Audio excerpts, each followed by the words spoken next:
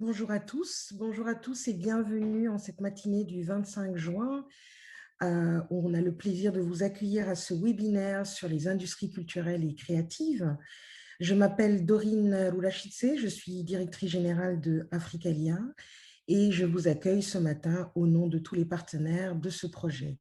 Et donc ce webinaire est organisé dans le cadre du projet européen d'appui au secteur de la culture au Burundi, qui est un projet sur 3 ans mené par 3 organisations et qui a pour but de préserver le patrimoine culturel du pays par le biais de formation et d'appui au développement de projets, mais aussi de créer des emplois pour la jeunesse. On a 3 axes sur lesquels nous allons nous appuyer.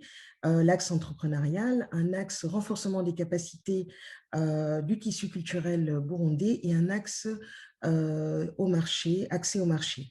C'est un projet qui est financé par l'Union européenne, donc la délégation de l'Union européenne au Burundi, et mis en œuvre par Africalia, qui est une agence de coopération belge, et 2 organisations burundaises, Adisco, la maison d'entrepreneurs, et Menya Media, qui sont basées toutes les deux à Bujumbura. Donc, bienvenue à tous. Donc, pour cette matinée, on a 2 heures ensemble à travers lesquelles nous allons parcourir ce que sont les industries culturelles et créatives. Cette matinée est construite en 2 parties. Donc, il y a une première partie où nous allons avoir une présentation, une introduction aux industries culturelles et créatives, et une deuxième partie qui, elle, va s'attacher à avoir un échange avec des praticiens du terrain. Vous aurez l'occasion de poser des questions à travers l'onglet questions et réponses dans votre fenêtre Zoom. Vous la trouvez en bas. S'il vous plaît, quand vous posez vos questions, adressez bien à qui vous posez la question et soyez concis et précis par rapport à la question que vous posez, et nous relayerons les questions à la modératrice qui pourra les partager avec ses intervenants. Alors, sans plus tarder, nous allons débuter cette première partie donc, qui est introduite par Monsieur Luc Maïtoukou. Donc, Luc Maïtoukou est directeur de Zoo Culture, qui est une agence d'ingénierie culturelle. Il est spécialiste des industries culturelles et créatives.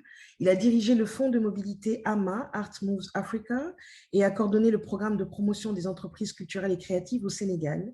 Il est expert de la Convention 2005 de l'UNESCO. Il participe à plusieurs missions d'évaluation de projets culturels, à plusieurs études sur les ICC, donc les industries culturelles et créatives en Afrique, et intervient dans différentes conférences sur les arts et la culture. Avec Zooculture, il participe à la mise en œuvre du programme d'incubation Afrique Créative qui est présent dans 9 pays, qui est un parcours d'incubation pour des entrepreneurs culturels et créatifs. Il enseigne également à l'Université Gaston Berger du Sénégal et dans plusieurs instituts des arts et de la culture en Afrique, dont l'Institut Corée des arts et métiers de Ségou et Sénégal Talent Campus. Il est manager de l'artiste Saint-Tric et également de plusieurs autres artistes africains. Et donc, Luc, je te remercie d'être avec nous ce matin pour ce webinaire. Luc accompagne Africalia depuis de nombreuses années dans plusieurs initiatives. Je te remercie et je te cède la parole pour cette première partie. Merci Laurine et bonjour à tous. C'est vraiment un plaisir de vivre ce lancement de ce programme. Et comme vous l'avez dit, qui va introduire, donc ma tâche à moi sera celle d'introduire les industries culturelles et créatives, juste pour vraiment donner un aperçu de ces industries culturelles et créatives. Que sont-elles? Comment les comprendre? Qu'est-ce qu'elles contiennent? Comment est-ce qu'on les classifie? Donc voilà, je pense que j'ai partagé mon écran, j'espère que tout le monde arrive à le voir. Et voilà, je vais prendre une vingtaine de minutes pour justement vous parler des ICC aujourd'hui. Et voilà, et pour commencer, je vais passer mon introduction. Et c'est juste commencer par ce mot de la directrice générale du CNUSED, la Convention des Nations Unies pour le commerce et le développement, qui dit que les industries de la création sont essentielles à l'agenda pour le développement durable. Elles stimulent l'innovation et favorisent la diversification économique. Elles sont un moteur important du développement du florissant secteur des services, aiguisent l'esprit d'entreprise et contribuent à la diversité culturelle. C'est un gros mot quelquefois quand on parle d'industrie culturelle et créative, mais aujourd'hui, il est reconnu par tout le monde, par les États, les institutions. Quelle prennent une part importante dans le développement des économies. Et cela grâce à des statistiques aujourd'hui qui sont de plus en plus présentes. C'est vrai qu'on se plaint qu'il n'y en ait pas beaucoup sur l'Afrique, mais de plus en plus, tout le monde le reconnaît, la part importante, on reverra des chiffres, des industries culturelles dans le développement économique. Et la créativité, justement, qui est au début de ce processus, et l'innovation humaine sont les principaux vecteurs de ces industries et sont devenus aujourd'hui une véritable richesse des nations au XXIe siècle. Et cela est d'autant plus important parce qu'on parle d'économie créative et on se demande quelquefois qu'est-ce que c'est que l'économie créative. Quand vous écoutez de la télé, quand vous écoutez de la radio, quand vous écoutez de la musique sur YouTube, vous écoutez de la musique sur Deezer, vous regardez des films, vous participez à cette économie créative et qui, justement, permet de générer de la richesse à différents niveaux. Donc, l'économie créative est bien un secteur de l'économie mondiale, hein, mais dont la croissance est la plus rapide aujourd'hui. C'est aussi un secteur hautement transformateur en termes de production, qui génère des revenus, crée beaucoup d'emplois. Mais d'une manière générale, l'économie créative produit aussi de la valeur, mais non monétaire. C'est toute la partie identitaire, toute la partie d'identité de l'économie créative qu'on retrouve dans l'économie créative. Et aujourd'hui, où nous parlons, les industries culturelles et créatives génèrent environ 2,250 milliards de dollars de revenus et créent aujourd'hui près de 29,5 millions d'emplois dans le monde. C'est vraiment des statistiques, celles-ci, elles datent de 2015, ça a encore augmenté. C'est juste pour dire que les CC sont vraiment en un potentiel à la fois économique, mais aussi avec cette capacité de véhiculer des valeurs. Alors, d'où vient cette appellation, ce concept? Je vais faire un petit rappel historique pour parler de ces concepts. Et c'est en 1947 que ce concept est apparu vraiment. L'industrie culturelle avec Théodore Adorno et Max Horkheimer, qui sont des chercheurs, qui sont des sociologues, et qui ont commencé à analyser des questions de standardisation et de reproduction de masse des produits de contenu culturel, notamment à la radio, à la télévision, le cinéma. Ça veut dire que ce qu'ils ont observé, c'est tout le système de standardisation a une grande capacité à un grand nombre d'exemplaires. Donc, c'est parti de cette analyse qu'ils ont commencé à parler d'industrie culturelle. Mais pourquoi industrie? Parce qu'il y avait cette notion de reproduction de masse. Et ils ont commencé à observer que le développement de masse de certains produits, mais de manière industrielle, vous vous rappelez le CD, les cassettes, les bandes, ils ont commencé à identifier cela, à observer cette reproduction de masse et se sont rendus compte qu'en reproduisant en masse des produits culturels, notamment au départ, c'était juste en parlant de la radio, de la télévision, qu'ils ont commencé à développer ce concept d'industrie culturelle. C'est vraiment l'industrie, mais des produits culturels. Mais vers la fin des années 70, en France, Bernard Miège, qui est un penseur, un grand penseur, a aussi, lui, commencé à analyser mais le côté économique des modalités de production et de diffusion des biens et services culturels. Ça veut dire quoi? Ça veut dire que son observation à elle, son analyse à lui, s'est focalisée sur ces modalités de production. Comment on produit? Et bien sûr, il a observé l'évolution technologique. Aujourd'hui, l'évolution technologique a eu un gros impact sur tous les modes de production. Plus la technologie avançait, plus les modes de production ont évolué. Et en évoluant, on fait évoluer aussi les modes de diffusion. Aujourd'hui, vous le voyez, il fallait se mettre devant une télévision pour consommer. Aujourd'hui, on transporte les produits sur notre smartphone, on les consomme partout où nous sommes. Et autour des années 90, aux Royaumes-Unis et en Australie, ce concept a aussi évolué. Et là-bas, c'est basé d'abord sur la créativité individuelle.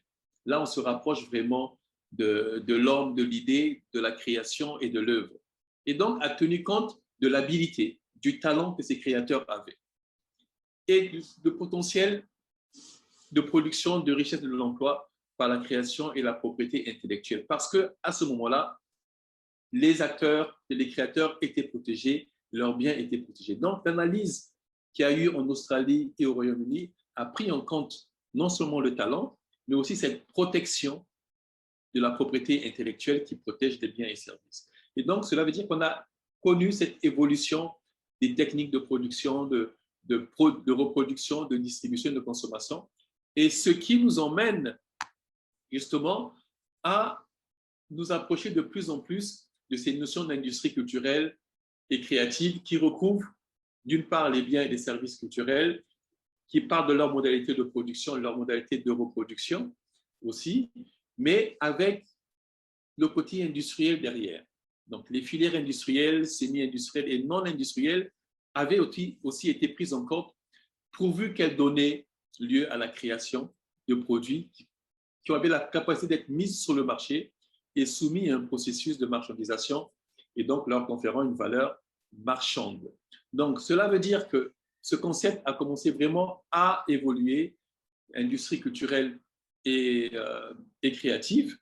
Et l'une des choses importantes pour séparer l'industrie normale et l'industrie créative, des gens comme Adorno, Bernard Miet, justement, a pris en compte une chose.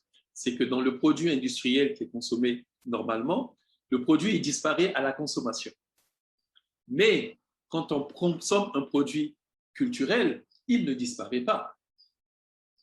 On le consomme, mais il existe toujours. Il appartient toujours à la personne qui l'a créé. C'est cette notion de propriété intellectuelle qui est devenue très, très importante et qui a donné une distinction vraiment particulière aux biens et services culturels et bien sûr aux industries culturelles et créatives qui, elles, permettent justement la production, la diffusion, la consommation, en tout cas, permettent d'emmener tous ces produits vers un public.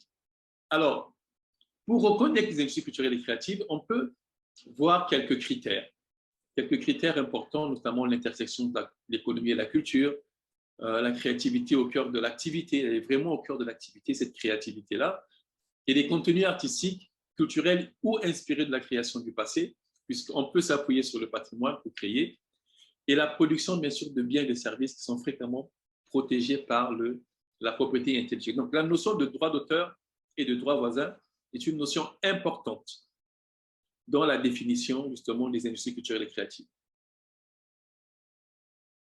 qui sont protégées par le droit d'auteur et d'une manière générale, la propriété intellectuelle.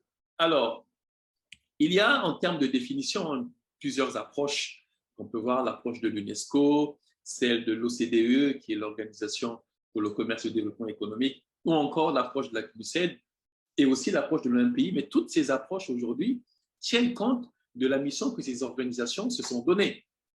Donc, si je parle de l'approche de l'OMPI, elle va se baser bien sûr sur la propriété intellectuelle. L'approche de la CNUSED, bien sûr, sur le commerce, sur le développement économique.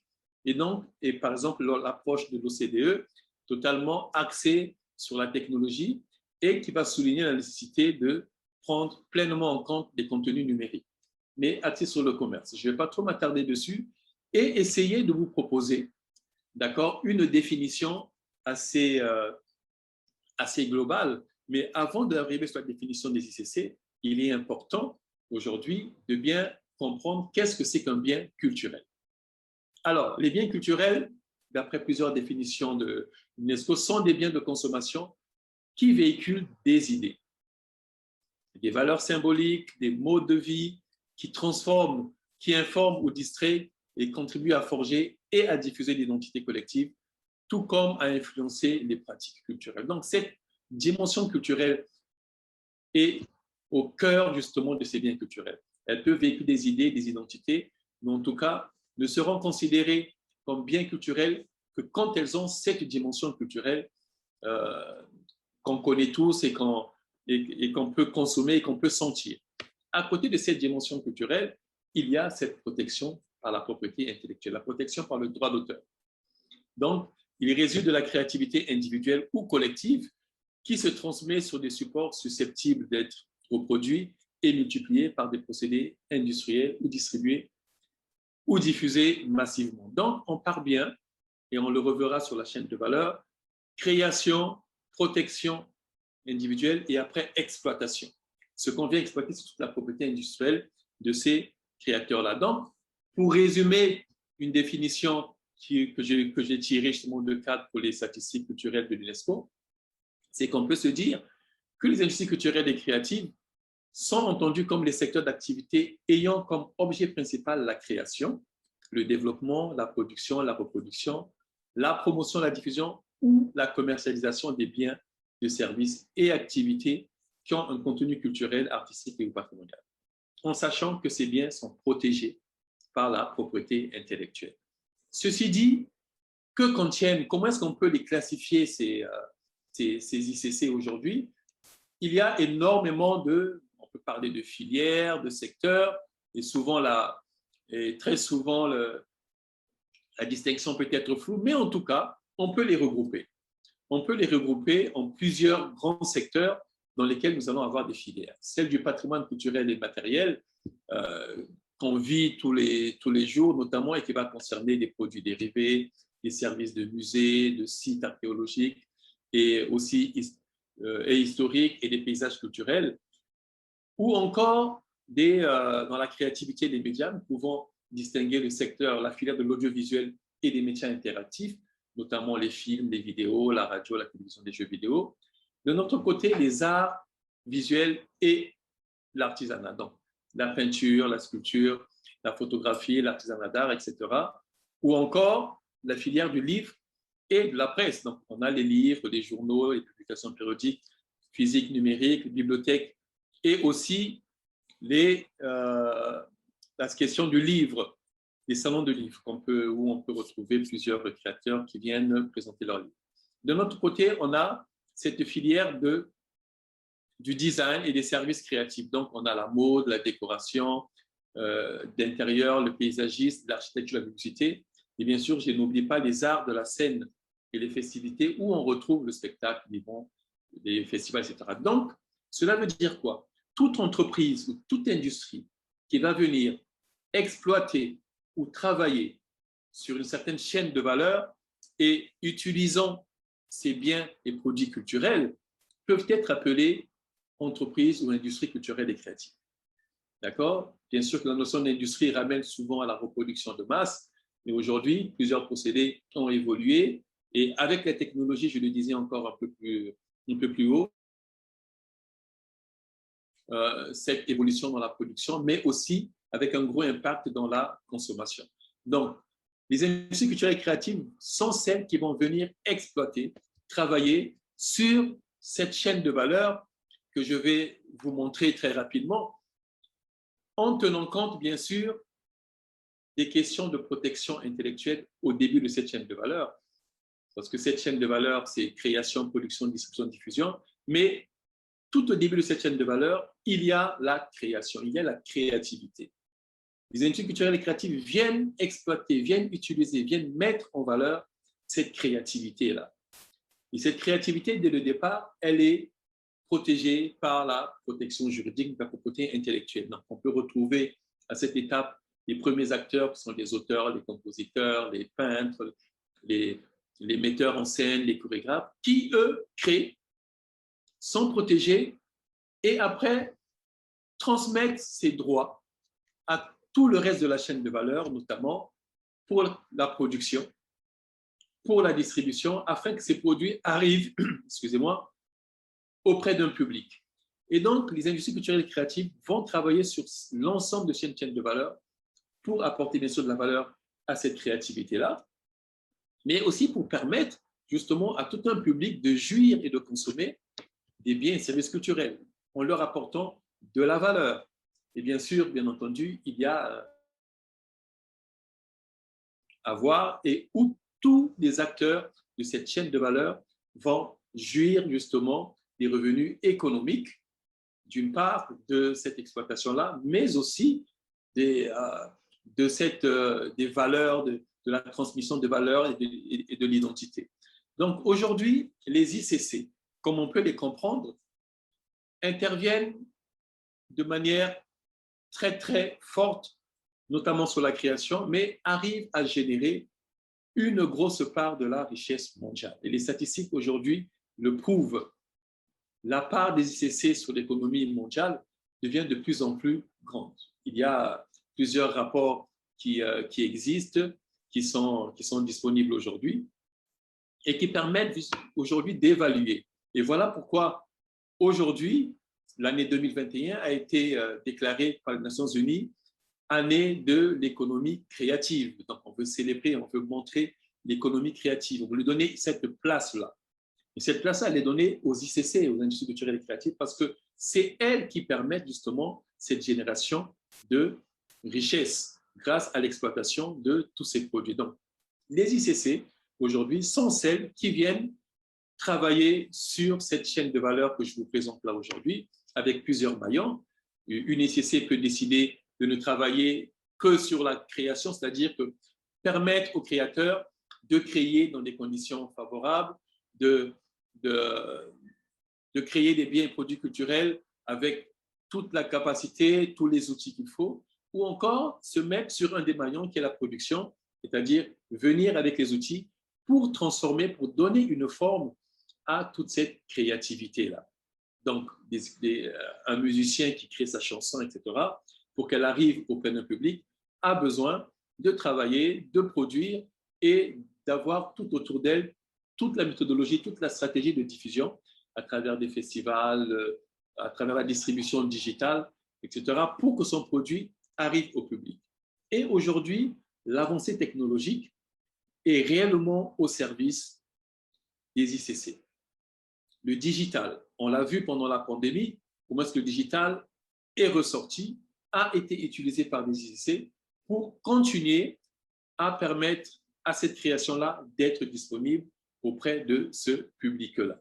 Donc, aujourd'hui, je le redisais tout à l'heure, les industries culturelles et créatives, c'est vraiment, ça génère énormément de revenus. On a quelques chiffres que je vous montre à l'écran. Générateur d'emplois, générateur de richesses.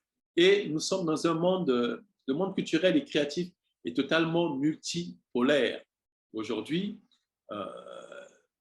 Et ces contenus culturels et créatifs sont le moteur aujourd'hui de l'économie numérique parce que ce sont les contenus culturels qui sont aujourd'hui le plus exploités sur le numérique et qui génèrent aujourd'hui beaucoup de richesses. Et l'autre chose importante à signifier, toujours dans des rapports qui ont été présentés avec la CNUSED, c'est que la production culturelle, elle est jeune, elle est inclusive et entrepreneuriale. Donc, elle a de l'avenir. Elle a de l'avenir, elle ne cesse pas d'évoluer, et cela grâce justement à ces ICC qui vont mettre en place toutes les conditions d'exploitation de ces produits-là.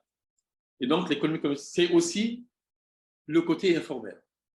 Et on le voit dans beaucoup de pays en Afrique, qu'il y a sur l'informel un vaste réservoir d'emplois.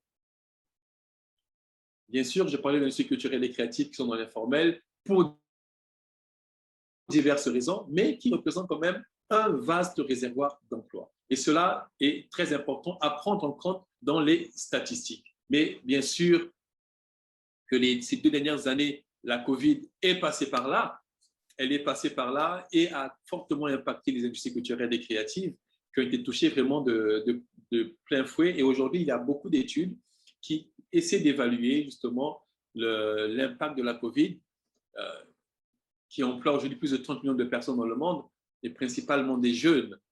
Et en 2020, une estimation a montré que les représentations publiques a coûté globalement aux auteurs environ 30% de leurs droits d'auteur, ce qui est énorme, et que l'industrie cinématographique mondiale a enregistré une perte de près de 7 milliards de dollars de revenus.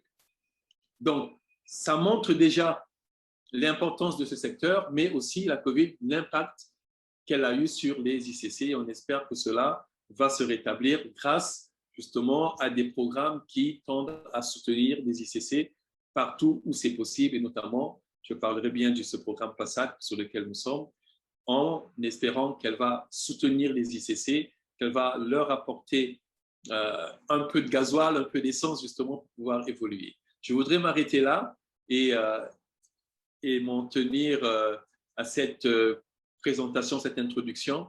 Et bien sûr, il y a tout un débat derrière, on va revenir sur certains aspects. Et je vous remercie. Merci Luc pour cette introduction très intéressante et très riche, avec beaucoup d'informations, notamment quand tu dis les contenus culturels et créatifs moteurs de l'économie numérique. On commence même plutôt à parler, au lieu d'industrie culturelle et créative, de parler d'industrie de contenu aujourd'hui, parce que c'est de ça qu'on parle réellement. Et donc, merci pour cette première partie. On aura l'occasion de pouvoir revenir vers toi. Alors, je rappelle que pour ce webinaire, vous avez la possibilité de poser des questions dans l'onglet questions et réponses qui apparaît sur votre fenêtre Zoom.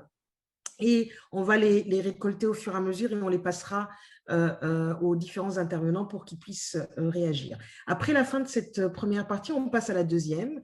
Une deuxième qui va être riche en échanges et qui va être modérée par une modératrice de choc. Donc, je vous ai dit que dans le cadre du programme européen d'appui au secteur de la culture qui est mis en œuvre par 3 organisations, Africalia, Adisco, la maison d'entrepreneurs et Menia Media, nous avons également 4 partenaires locaux également qui sont associés dans ce programme, notamment Touliag qui est plutôt sur le théâtre, la Chaza, donc la chambre d'art et d'artisanat du Burundi, l'Amicale des musiciens du Burundi et le COPRODA, qui est le collectif des professionnels pour le développement de l'audiovisuel et du cinéma au Burundi, qui est représenté aujourd'hui par sa présidente Diane Kaneza, qui va modérer la deuxième partie de ce webinaire avec des praticiens de terrain. Et donc, Diane est diplômée du Master 2 en réalisation documentaire de création à l'Université Gaston Berger de Saint-Louis.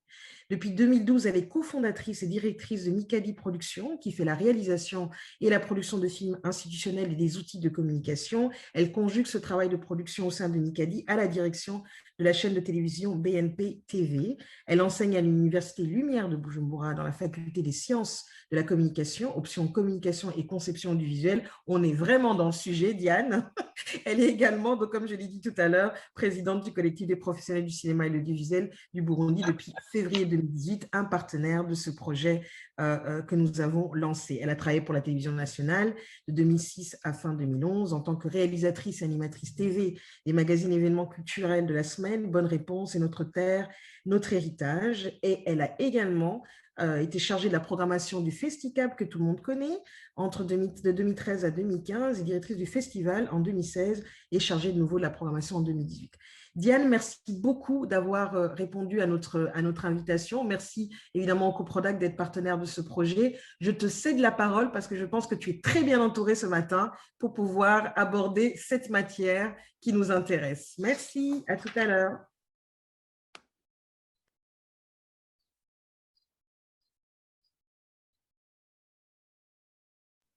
Ton micro, Diane, ton micro. Voilà. Alors, merci déjà, Dorine, pour cette présentation et merci à Luc également pour la présentation très riche. On a entendu création, diffusion, commercialisation, mise sur le marché des produits parce qu'on considère aussi des contenus aux produits. Et je me dis que ce sont des mots que nos praticiens locaux avec qui nous sommes ce matin sont peut-être avec lequel ils sont familiarisés. Donc, ce matin, nous sommes avec Freddy Sabimbona, directeur artistique de Buja Sans Tabou, le festival Buja Sans Tabou qui nous prépare sa 5e édition sous le thème « Les Mémoires ». Freddy est un metteur en scène, acteur de théâtre, nous le connaissons dans Les Fusillés, Les Outils, L'étrangleur de Kilili. Nous le connaissons également dans Déchirement d'Antoine Kabourahe,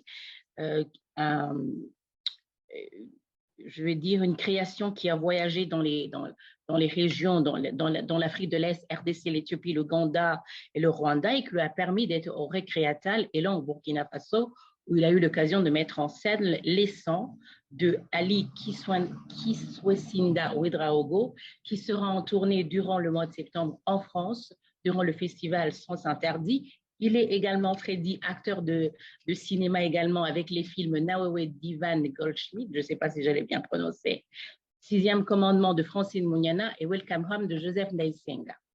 Nous serons également avec Shabani Ramadani, musicien, joueur de guitare basse, organisateur du festival Marhaba Music Expo qui se déroule cette année, si je ne me trompe pas, il va me corriger, si je me trompe pas, du 30 au 31 juillet 2021, avec des artistes venus du Cameroun, du Burundi, de la France et bien d'autres pays encore. Shabani est également professeur de musique en Tanzanie à la House of Talent Nous sommes aussi avec Amani Papindi Koumana, fondateur et CEO de Vidéo Studio Jamaïca, basé à Bujumbura. Il travaille avec les ONG internationaux et locaux pour des productions audiovisuelles et cinématographiques. Avec des collaborateurs canadiens, il crée le Burundi Film Center, qui est un centre où des jeunes aspirants au métier du 7e art viennent pour apprendre. De 2013 à 2015, ça veut dire il y a eu 170 jeunes formés et des productions vues dans presque 50 festivals. Et Papi est actuellement le directeur artistique du festival. Donc, en gros, ce sont nos trois intervenants praticiens locaux. À Freddy Sabimbona, dans tout ce que Luc a dit, est-ce que tu te reconnais dans tout ce qu'il a dit? Dans la chaîne de valeur, à quel niveau es-tu? Est-ce que tu te reconnais? Oui, complètement. Mais déjà, merci Yann pour me donner la parole. Merci Luc pour cette belle introduction et aussi pour cette invitation. Oui, tout à fait. Je me reconnais complètement dans cette chaîne de valeur. Je pense qu'il n'y a aucun doute pour dire que du talent, il y en a au Burundi, que de la production, il y en a. C'est-à-dire, quand je parle au niveau du théâtre, il y a pas mal de créations, il y a pas mal de spectacles qui sont produits, il y a beaucoup de formations, beaucoup de compagnies qui naissent. Mais là où c'est pertinent par rapport à la chaîne de valeur dont nous a montré Luc, c'est que justement, il y a un blocage à un moment donné. C'est-à-dire que on produit beaucoup de pièces de théâtre, par exemple, mais qu'on a du mal à les diffuser, par exemple. C'est-à-dire que l'on va, par exemple, passer temps à créer une pièce de théâtre sur 2-3 mois et on ne la présentera que sur 2 ou 3 dates, ce qui est un peu dommage, je dirais. Donc, cette chaîne de valeur est super pertinente et super intéressante dans la mesure où on peut faire en sorte que cette pièce de théâtre ou cette œuvre que l'on crée puisse vivre le plus longtemps possible. Et je pense que le défi est là, justement. Comment se professionnaliser pour que justement nos pièces de théâtre ou nos produits puissent être vus par un public plus large et sur un temps un peu plus long. Voilà. Donc, ça veut dire que chez vous, par exemple, pour Buja Sans Tabou, par exemple, le festival qu'on va voir, ou bien les théâtres qu'on a, je dis chaque week-end à Buja Sans Tabou, ça veut dire qu'on ne les voit qu'à Buja Sans Tabou, par exemple. On arrive des fois à les exporter, mais je trouve que ce n'est pas assez. Ce n'est pas assez, justement. Je pense que une pièce de théâtre ou une œuvre peut avoir cette possibilité, par exemple, de pouvoir tourner un peu plus longtemps. Rien que, par exemple, à Bujumbura, c'est-à-dire, quand on crée une pièce, elle est juste produite peut-être à Buja, mais elle pourrait très bien pourrait pouvoir faire une tournée à l'intérieur du pays, pouvoir faire une tournée dans la sous-région, par exemple au Rwanda, au Congo, dans les pays voisins. Mais on réalise justement que cette chaîne, même si elle est là, elle est un peu ténue, mais elle pourrait être encore plus renforcée, je dirais, pour qu'il y ait encore plus d'organes de diffusion à travers le pays qui puissent accueillir ces pièces dans les bonnes conditions. Ok, merci Freddy. De Donc, rien. on revient à Shabani Ramadani. Pour Freddy, la chaîne de valeur, il se reconnaît dans la chaîne de valeur. Est-ce que c'est le même cas pour vous? Parce que pour lui, il dit qu'il est important que cette chaîne de valeur soit renforcée de la création, je me dis, à la mise sur le marché. Est-ce que c'est le même sentiment que vous avez avec Marhaba Music Expo, Shabani Ramadani? Oui, merci, Madame Diane. Oui, je suis d'accord avec Freddy. C'est pareil pour nous, les industries musicales, c'est pareil parce que on a un problème de chaîne de valeur parce que c'est parce que les artistes, on a pas mal de créations, il y a des talents, mais il n'y a pas de concerts, il n'y a pas des événements parce que on n'a pas de moyens, on a du mal à avoir des financements parce que s'il n'y a pas de financement, c'est un peu compliqué pour organiser les événements, mais c'est un peu compliqué, oui. On vous dit que c'est un peu compliqué, vous voulez dire quoi exactement? Est-ce que vous pourrez expliciter plus pour qu'on puisse comprendre? Oui, parce que je dis c'est un peu compliqué, c'est par rapport des créations, les artistes, ils font la création, ils font l'enregistrement, des fois ils ne trouvent pas de concerts, ils ne trouvent pas d'événements. Comme Freddy, il avait dit que comme toujours on fait les événements seulement à Bujumbura. On n'a pas de moyens de faire la tournée à l'intérieur du pays, sous-région, par exemple. Au Rwanda, au Congo, Tanzanie, Ouganda, c'est ça. C'est ça aussi qui fait qu'on n'a pas eu de chaîne de valeur, ça. Ça veut dire que, comme Freddy, vous connaissez la valeur de cette chaîne-là, mais le problème, c'est les moyens. Comment alors on devrait créer les moyens sans toutefois, on sait qu'avec tout le temps on parle, il n'y a pas de moyens, mais comment créer ces moyens-là en fait? Cette question, Shabani Ramadani, quand tu finis de la répondre, Freddy pourra me répondre plus tard. OK. Si pour trouver les moyens, qu'est-ce que je pense? Parce que, par exemple, pour nous, les artistes et musiciens, on a un problème de matériel. Ça, c'est un grand problème. On n'a pas de matos. Si on n'a pas de matériel pour créer, par exemple, un concert à l'intérieur du pays, il faut avoir beaucoup de moyens. Tout ça, c'est un peu compliqué. J'espère, à cause de cet projet, peut-être on va avoir un peu de chaîne de valeur pour les artistes musiciens. Alors, Freddy, comment est-ce qu'on devrait créer en fait? Comment est-ce qu'on devait faire pour, par exemple, à Buja Sans Tabou, quelles sont les solutions proposées ou envisagées pour pouvoir ne pas nous permettre de voir que le théâtre qu'à Bujumbura, par exemple, pour exporter ce qui est créé, disons, à Gitega ou à Ngozi ou même en dehors du Burundi? Par exemple, nous, ce qu'on a fait à partir de la deuxième édition en 2016 avec Buja Sans Tabou, c'est-à-dire que l'on a fait en sorte que les pièces de théâtre puissent voyager à travers les écoles, c'est-à-dire les écoles, que ce soit à Bujumbura, que ce soit à Gitega, donc qu'il y ait un plus grand public scolaire qui puisse assister à ces pièces de théâtre. Et ça a bien marché. Ça a bien marché dans le sens où justement, même si les conditions ne sont pas au top au niveau scénique, je veux dire par exemple au niveau des salles, on a quand même la latitude et le pouvoir de montrer des pièces de théâtre à plusieurs écoles, que ce soit à Gitega, que ce soit à Bujumbura. De la même façon, c'est-à-dire par exemple avec la 4e édition, ce qu'on s'est dit, c'est-à-dire aller dans les quartiers tout simplement, c'est-à-dire aller dans les quartiers pour pouvoir faire en sorte que les gens ne viennent pas au théâtre, mais que le théâtre puisse aller vers les gens, pour justement qu'on puisse agrandir le public, mais que surtout nos pièces de théâtre puissent être vues par un grand nombre. Sinon, ce qui arrive, c'est que justement, on produit, mais on produit pour un public restreint. Et c'est assez dommage. C'est assez dommage et pour les artistes, mais aussi pour le public. Donc l'idée, je pense, d'ailleurs, merci pour cette chaîne de valeur et pour cette belle initiative, c'est de faire en sorte de trouver justement un système pour qu'il y ait une décentralisation culturelle un peu plus grande, quoi, un peu plus grande et qui permettrait justement que nos œuvres, que nos produits, que ce soit aussi bien la musique, le théâtre ou le cinéma, puissent être vus par un grand nombre. Ce qui est pertinent aussi à relever, c'est qu'il y a une demande, et c'est ça qui est génial, il y a une demande énorme dans le pays pour justement voir assister à des œuvres culturelles. Donc la demande est là, il n'y a aucun doute. Il faut juste maintenant trouver justement ce système, je dirais, qui pourrait nous permettre justement une plus grande diffusion à un plus grand public. Merci beaucoup, on va revenir à vous plus tard. Maintenant, je vais me tourner vers Papi. Alors, Papi Amani, est-ce que tu te retrouves dans tout ce qui a été dit par Luc par rapport, vous êtes un entrepreneur culturel, est-ce que vous vous retrouvez dans tout ce qui a été dit par rapport aux ICC, des biens culturels, des consommables qu'on doit vendre, est-ce que vous vous retrouvez dans ça, Papi Amani? Oui, merci beaucoup. Là, je peux dire vraiment, je me retrouve bien avec la chaîne de valeur qui a été présentée.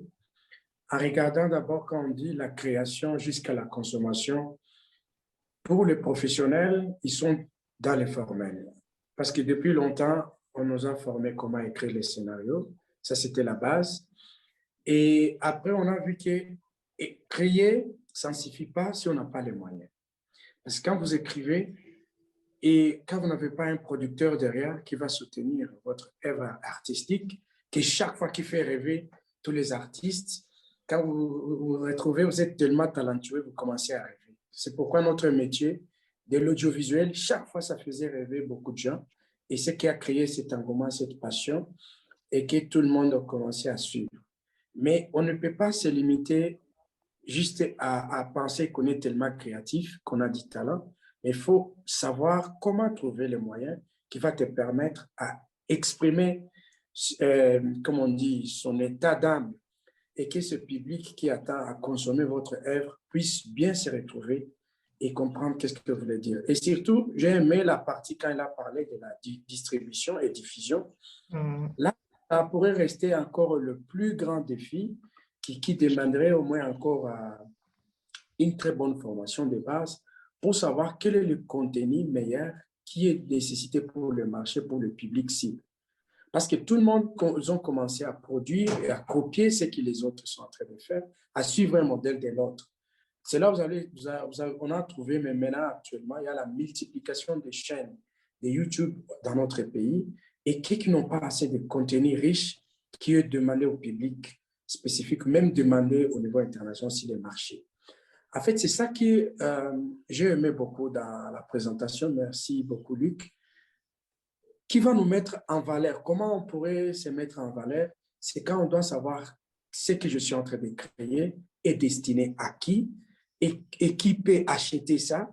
Et après avoir acheté, comment moi, l'artiste, je vais commencer à me retrouver pour vivre avec ça.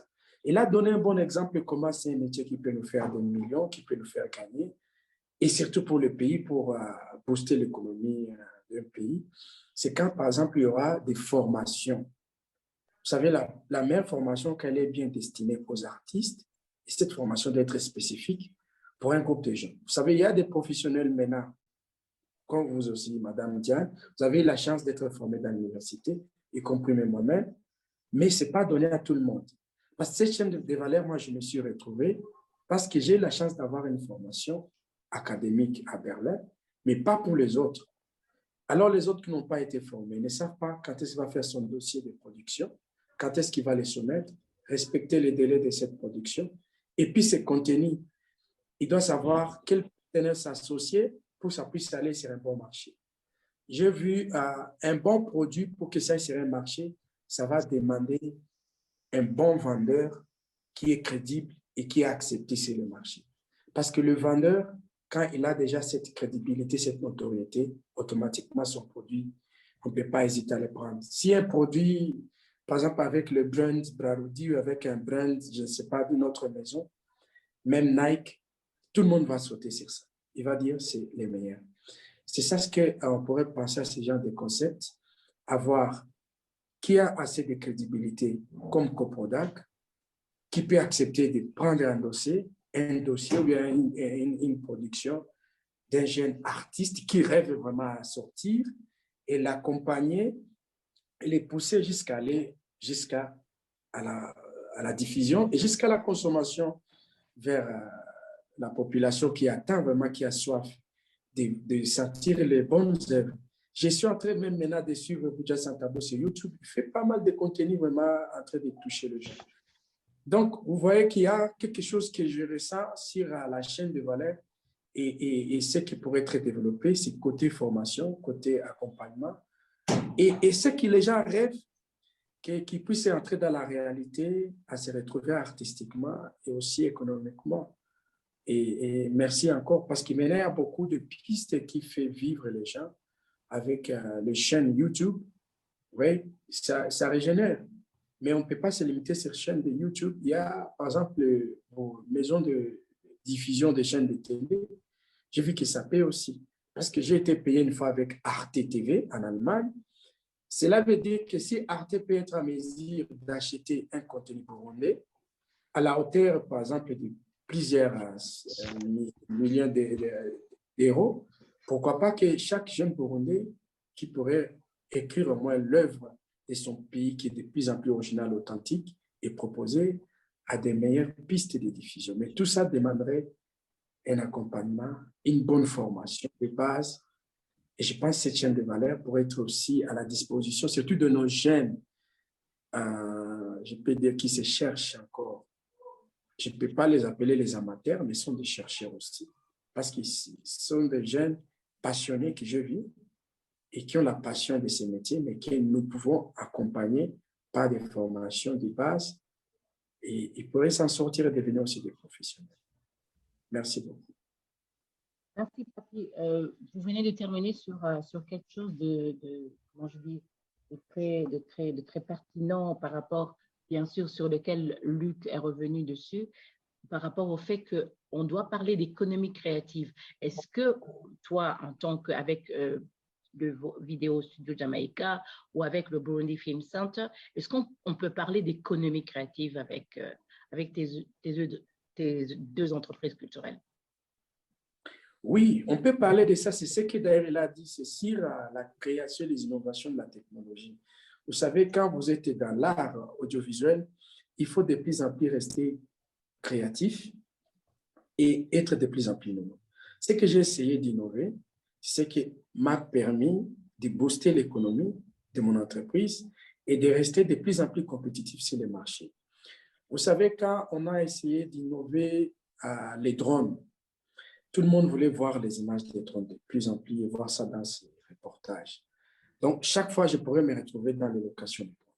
Pas ça seulement, et sur d'autres documentaires d'environnement, de l'agriculture et pas mal d'autres films.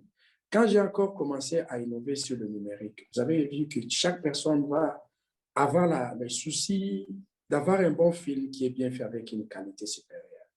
Et ça m'a donné encore, qu'on appelle notre cachet, à s'imposer sur les marchés. À part ça, il y a encore d'autres innovations qui ont passé. C'est la technologie numérique, c'est la diffusion en direct. Vous avez vu que chaque chose, ce qui ne demande pas la présence physique, qui demande que tout ça se passe virtuellement, et chaque réunion, chaque événement, surtout les événements, ça nous a permis encore, en tant qu'entrepreneurs, d'innover dans ça, et ça nous a boosté aussi l'économie. Donc, toute chose, comme on dit, la technologie commence en train d'avancer rapidement, il faut s'accrocher et suivre le pas en tant qu'entrepreneur, mais il ne faut pas te casser à courir trop, mais au moins s'adapter à ce qui est à jour et ce qui est demandé. Et ce qui te permet à régénérer plus de revenus, c'est ce que tu es en train d'injecter pour la consommation de la population. Parce que la population devient de plus en plus exigeante. C'est ce qu'ils voient et ce qu'ils veulent aussi avoir. Et toi, en tant qu'entrepreneur, tu dois penser à cette philosophie et injecter ça. Bon, parfois, il y a les contraintes qui se passent maintenant. Tout le monde commence aussi à copier ce que tu fais. Ils copient d'une manière informelle, mais qui n'arrivent pas à répondre à l'exigence de la qualité exigée par les consommateurs. Donc, pour les entrepreneurs, par exemple, qui sont dans les métiers de l'audiovisuel, les acteurs culturels, donc c'est à eux de penser comment investir, comme on dit, smart, très réaliste et voir sur les coûts. Oui, dans notre pays, chaque fois, les gens pourraient se plaindre, oh, le niveau de vie, les coûts, il n'y a pas assez de demandes, mais il y a la demande. Moi, j'ai assez de demandes, mais maintenant, par exemple, je me retrouve à Gitega. Nous sommes à distance, je suis en train de travailler, mon équipe qui est en train de travailler dans une salle, mais moi, je me suis permis de me retirer depuis pour 2 heures et partager avec vous. Ça montre qu'il y a une forte demande du travail, même au sein de notre pays. Voilà un peu, je me retrouve bien et je ne peux pas me plaindre. Et je pense qu'il y a quelque chose que je peux dire à faire, c'est comment laisser ça comme un héritage aux autres. C'est ce que je suis en train de penser, comment partager cette culture économique de l'art visuel aux jeunes qui peuvent vraiment capter ça et accepter ça et qui continuent à vivre avec ça. Ça demande une discipline. Donc, la meilleure chose d'abord aussi, il faut discipliner les gens. Avant-hier, j'ai parlé heureusement avec le propriétaire qui avait investi à Tribeca. Il m'a dit, j'ai amené assez de matériel au pays, mais malheureusement, je n'ai pas trouvé de jeunes sérieux qui pourraient accepter à travailler avec moi. Parce que lui, il était tellement commerçant, mais il n'était pas un artiste. Il n'avait pas assez de patience. Il voulait donc voir l'argent directement. C'est par après qu'il a décidé d'envoyer les équipements en Tanzanie. Mais il m'a dit, en Tanzanie, je me retrouve bien par rapport au Burundi, parce qu'ici, je n'avais pas trouvé un jeune qui pourrait bien gérer les matériels et produire avec. Alors, je lui ai expliqué le métier de l'audiovisuel, oui, si vous ouvrez une entreprise multimédia, il ne faut pas attendre l'argent directement. Ce n'est pas comme en Tanzanie. Lui, il a dit, dès qu'il a amené ça en Tanzanie, directement, il a commencé à se faire l'argent parce qu'il dit, après, dans un monde, c'est lui qui suit. Je l'ai dit, oui, ça dépend de la région. Donc, pour se faire d'argent, tout dépend de la région. Mais dans notre pays, je peux dire, le Burundi est bien positionné vraiment pour se faire beaucoup d'argent et gagner mieux et même influencer la Tanzanie. J'ai une question à poser à Freddy et Shabani. Est-ce que vos entreprises culturelles, vous les situez dans le formel ou l'informel, par exemple? On a parlé de formel et d'informel. Ou est-ce que vous vous situez plus précisément? Shabani ou Freddy? OK. J'ai commencé au Freddy. OK. Je vais reprendre pour ça. Donc, pour nous, comme en tant qu'organisateur du festival Marhaba, nous, on a constitué comme... parce que, première chose, Marhaba, ce n'est pas pour gagner l'argent. C'est une société c'est l'entreprise qui aide les artistes parce qu'on a un grand souci pour les renforcements des capacités parce que j'ai commencé par ça. J'ai commencé par ça parce que renforcement des capacités dans notre institution, les artistes, des fois, ils n'arrivaient pas à créer leur biographie, leur postuler, demande au nouveau. Alors, c'est ça aussi. Moi, on travaille pour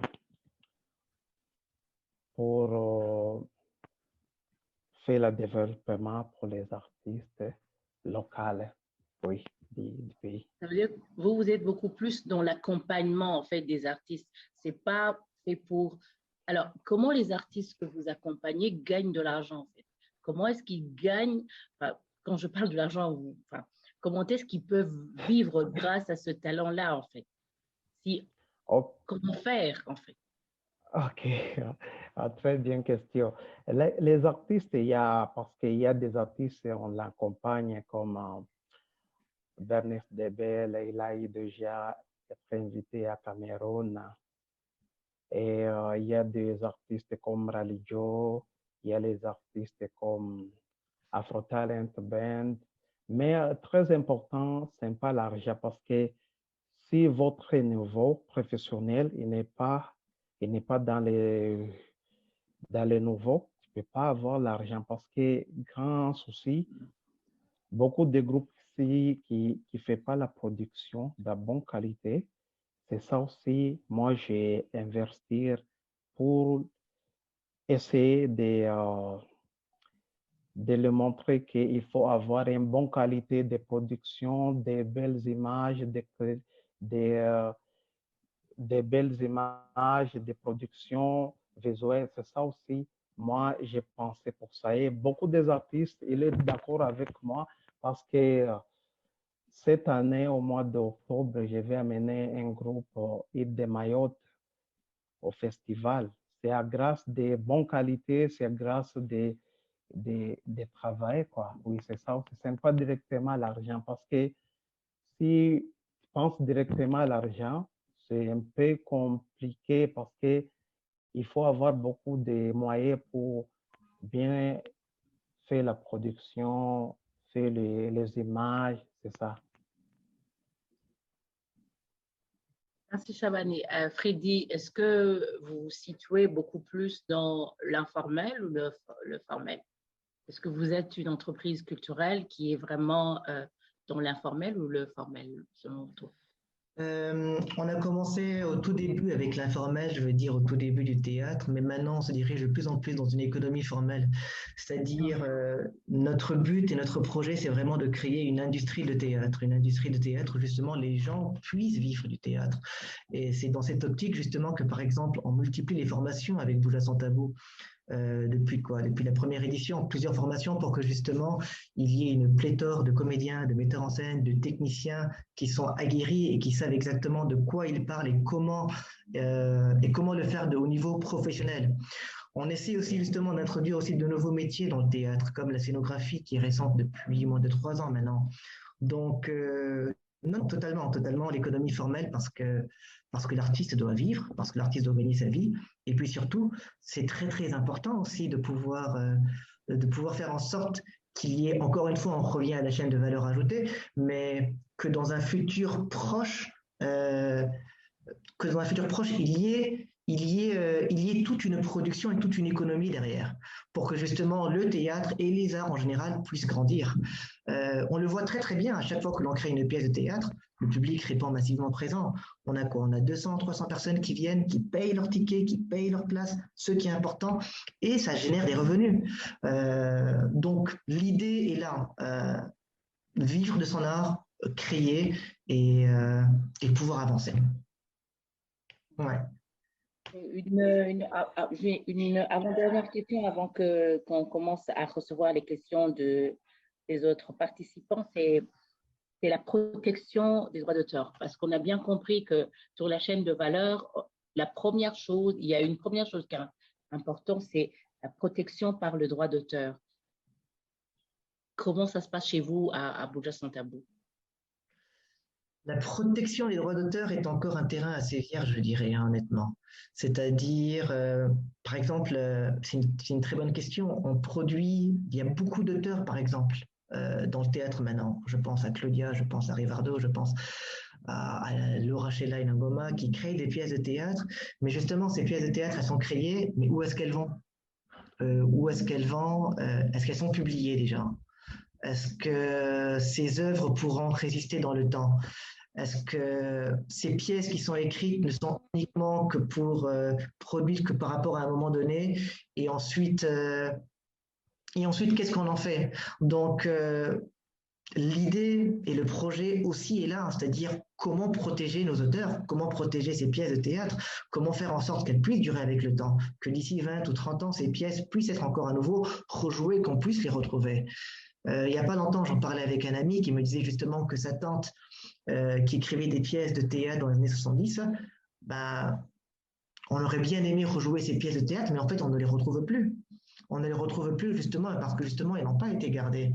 Et donc, il est important, je pense, que l'on puisse aussi parler maintenant de politique culturelle quelque part pour que justement tous ces artistes puissent être protégés aussi par des lois, par le gouvernement pour que justement, pour que ça reste dans le temps et dans l'avenir. Donc, c'est une question très pertinente et j'espère que justement, on pourra justement élaborer des plans, des solutions pour que les propriétés intellectuelles puissent rester et être gardées. Au niveau du théâtre. Au niveau du théâtre.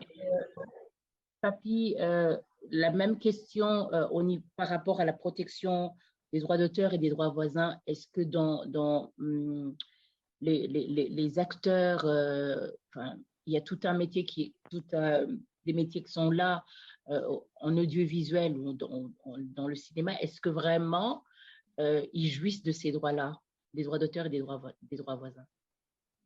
Papi. Ton micro. Oui, merci. Je peux dire qu'il y a au moins à 60% parmi les acteurs dans le métier de l'audiovisuel qui jouissent de ces droits.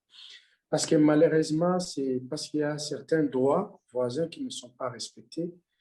Mais à mon humble avis, je peux dire, si j'ai par exemple un travail de création et que je vais produire, là, je respecte les droits de chaque personne, y compris jusqu'à la dernière personne qui fera même le graphic design, il sera dans les crédits. Je vais passer à son salaire, même la musique. Je serai obligé même d'aller dans un studio, acheter des bandes son. Même chaque chose que je vais prendre, même, y compris même la location des lieux, je vais vraiment mentionner ça.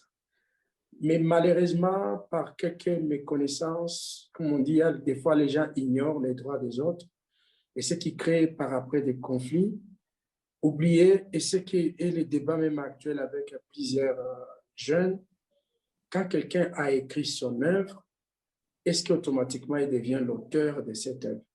Parce que les œuvres cinématographiques, comme on dit, l'œuvre visuelle, des fois, on a tendance à oublier qui est l'auteur de ça. L'auteur, par exemple, d'un film, c'est les réalisateurs, mais les gens, des fois, ils donnent ça aux scénaristes. Non, papi, c'est pas le parce que c'est les réalisateurs. L'auteur, Non, on dirait l'auteur, les scénaristes. Ouais. Il y a les scénaristes qui est l'auteur, mais le chef d'œuvre de ces œuvres visuelles, c'est les réalisateurs. En fait, maintenant, pour le droit, quand on dit on va maintenant donner les droits de ces films à qui? Il y a des fois même ça crée un conflit entre les producteurs et les réalisateurs et les scénaristes en même temps. Parce que tous n'arrivent pas à savoir les propriétés, à différencier ces types de droits et les niveaux. Ça, c'est peut-être Ali qui va clarifier ça, mais avec ma connaissance, et parce que je dis mes droits d'un film que moi-même j'avais écrit et j'étais là derrière, puis on m'a dit, pour nous laisser la liberté de faire une large diffusion de cette œuvre, parce que nous l'avons financée, tu peux nous céder, vendre les droits. Et j'ai accepté, j'ai vendu les droits, mais je garde ce qu'on appelle partie propriété intellectuelle et mon nom reste dans le crédit. Maintenant, le problème qui est dans notre pays, en fait, on n'a pas. Je pense que le papier a été coupé. Ce n'est pas le problème qu'il a, je pense que c'est l'Internet. Donc, parlons de contrat. Est-ce que, par exemple, Chabani, est-ce que vous... Juste avoir un titre. Je vais garder la chanson pour lui et qui va poster ça. Un jour, ce conflit arrive devant moi et je dis, il faut savoir qui a écrit la chanson, qui a financé les clips. Et là, vous allez faire un balance. Même chose pour nous, pour l'audiovisuel, savoir qui a écrit les films, qui a réalisé les films et qui a financé les films. Et savoir qui va être, comme on appelle, tous les droits de ces films, qu'on appelle le droit réservé, les droits d'auteur. Parce que les droits qu'on appelle les droits auteurs de cette œuvre, ça ne revient pas encore vers l'arrière pour dire, moi j'ai fait le script writing et toi tu as fait les scénarios, tu as développé et puis après tu es passé à la réalisation et tout comme on dit, c'est une chaîne de production et quand ça arrive maintenant réalisateur ou producteur, il faut casser ceux qui sont derrière, il faut les récompenser, même titre, même niveau, même degré qu'avec celui qui va avoir tous les gros fardeaux de production des films. Être lui qui va éclaircir, mais à mon humble avis, il y a vraiment ces challenges dans notre secteur et des fois, c'est un de qui est là et tu vas voir, chaque personne dit réalisateur assistant, je te les réalisateurs et ça, et vous oubliez qui a porté les idées que ces films puissent naître. Ça crée, comme on appelle le cafouillage, maintenant c'est tout un bordel qui règne maintenant. Et comment résoudre ça? Je pense qu'il faut que chacun puisse jouer son rôle et accepter sa meilleure position et que chaque personne puisse jouir de ses droits et accepter ça, c'est ce que je mérite. En fait, il y a un souci d'accepter ce que tu mérites, mais chacun veut prendre l'assiette de l'autre et coller et remplir. Et après, c'est ce qui bloque aussi l'engrenage de notre production, je pense. Il y a un peu de souci sur la notion du droit. Et ce qui a bloqué plus la machine que l'industrie tout. Vous avez amené une dame qui nous a formés sur ça, mais je pense que beaucoup de gens n'ont pas compris. Les droits voisins, les droits d'auteur et les propriétés intellectuelles. Maintenant, c'est un débat. Il faut voir et que chacun accepte d'abord ma position, là où j'étais positionné, et la suite de cette chaîne, quand ça arrive aux réalisateurs, aux producteurs, ils doivent donner vos salaires et vous accepter, et le reste continue à suivre la chaîne de valeur de production jusqu'à la diffusion, à la distribution, jusqu'à la consommation. Oui, mais je pense qu'au-delà... Oui, merci Papi. Je pense qu'au-delà, peut-être que Luc pourra nous éclairer, qu'au-delà du salaire, il doit y avoir à la base un contrat, en fait. C'est ça, en fait, également toute cette économie-là dont on parle. Ce n'est pas seulement payer de l'argent, c'est qu'il y ait des contrats. Je ne sais pas si Luc peut réagir par rapport à tout ce qu'on vient de dire, par rapport justement à ce point qui est un point très sensible chez nous. Oui, merci Diane. Oui, je pense que c'est un point qui est vraiment sensible, hein. Et ne vous en faites pas, ce n'est pas simplement au Burundi, c'est cette sensibilité, on l'a partout, la question des droits d'auteur. Et je pense que la chose la plus importante, c'est de tout prévoir au commencement du travail, au moment de la création, qui fait quoi. Mais prévoir qui fait quoi, c'est comprendre aussi comment se répartit la chaîne des droits. Dans la musique, ça peut être un peu plus simple. Il y a un auteur, un compositeur, un arrangeur. On sait qui a écrit le texte, on sait qui est auteur de la composition, on sait qui est auteur de l'arrangement. Et on définit. Le problème, c'est que les acteurs eux-mêmes ne sont pas au courant de leurs droits. Ça, c'est une chose. Et la deuxième chose, ceux qui sont au courant des droits n'informent pas les autres. Voilà pourquoi il y a cette notion des contrats qui est importante. Alors, cette notion de contrat, elle est importante dans toute relation qu'on va avoir. Je disais au début de la chaîne de valeur, c'est tous les créateurs qui sont là. Mais une fois que les ICC viennent pour travailler avec eux, il faut cette relation contractuelle pour définir dans quelles conditions on va exploiter la propriété intellectuelle de tous ces créateurs-là.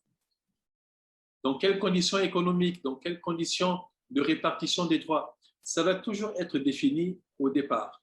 Bien sûr, il faut de la formation. Et pour revenir sur le secteur de l'audiovisuel et du cinéma, aujourd'hui, le cinéma, c'est la chose la plus complexe parce que c'est par essence l'œuvre où il y a le plus de collaborateurs. C'est la plus grosse œuvre de collaboration. Donc, dans le cinéma, chacun est auteur de ce qu'il a créé. Celui qui a écrit le texte, il est auteur de son texte et il en garde la propriété intellectuelle à vie. Son droit moral, on ne pourra jamais le lui enlever. L'auteur de la musique restera auteur à vie.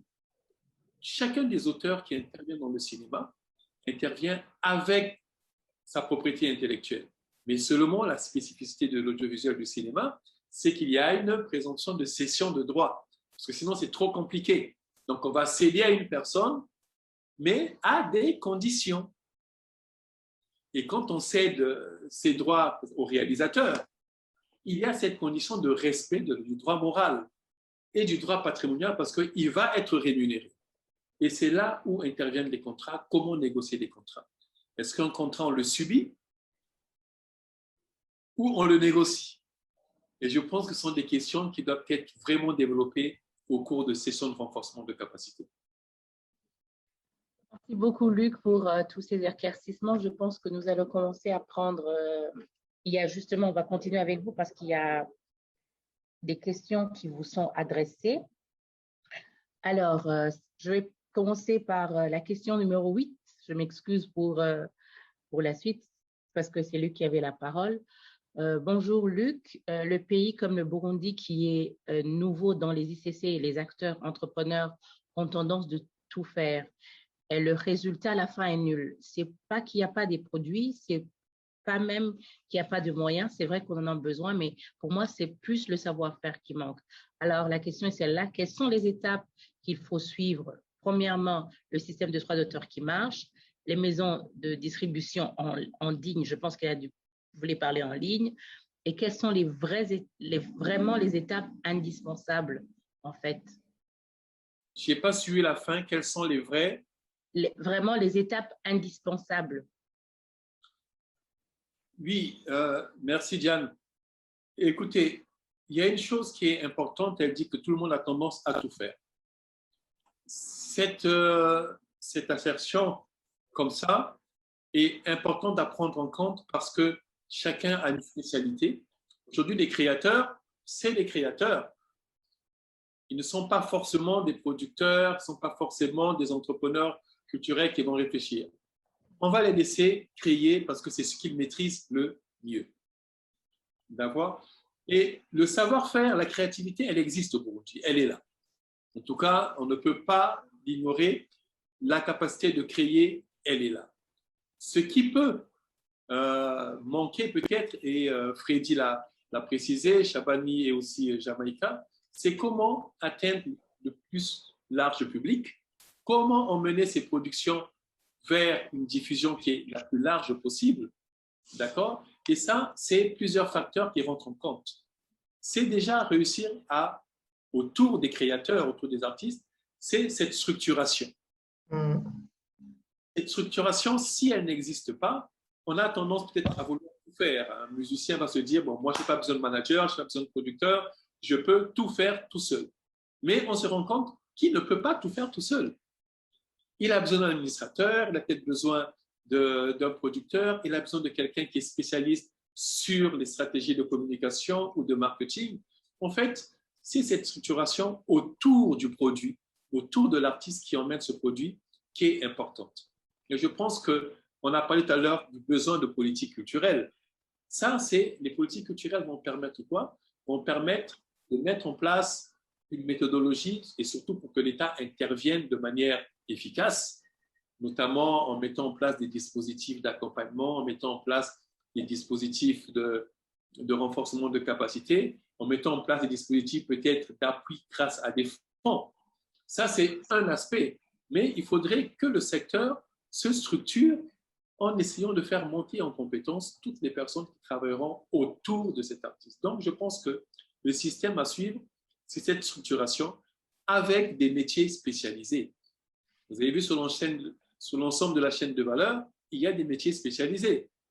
C'est difficile d'être à la fois un créateur, un grand technicien, il y en a qui réussissent à le faire. Mais si on a cette structuration, ces compétences qui sont là, qui existent, effectivement, je pense que c'est peut-être une des solutions pour pouvoir faire avancer le secteur.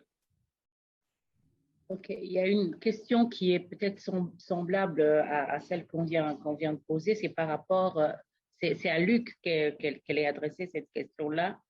C'est au niveau, je pense, des droits d'auteur toujours.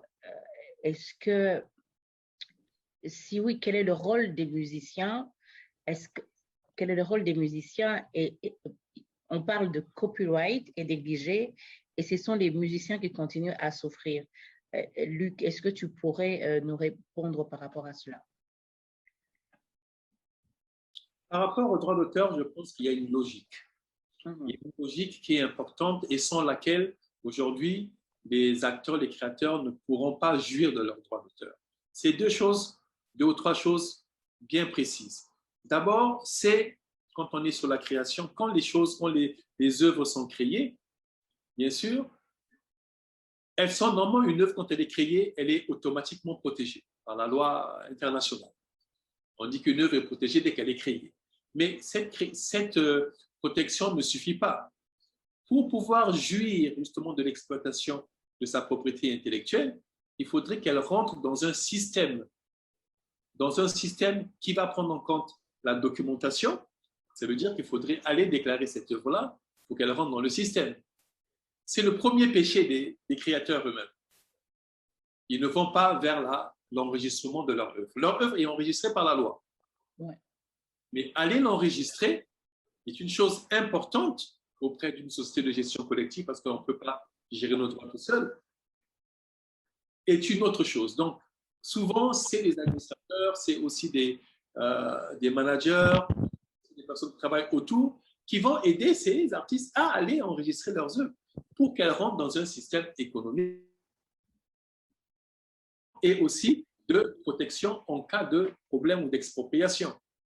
Sans cette étape-là, aujourd'hui, on a beau mettre nos chansons à la télévision, nos œuvres sont diffusées, bien sûr qu'elles vont générer des droits d'auteur.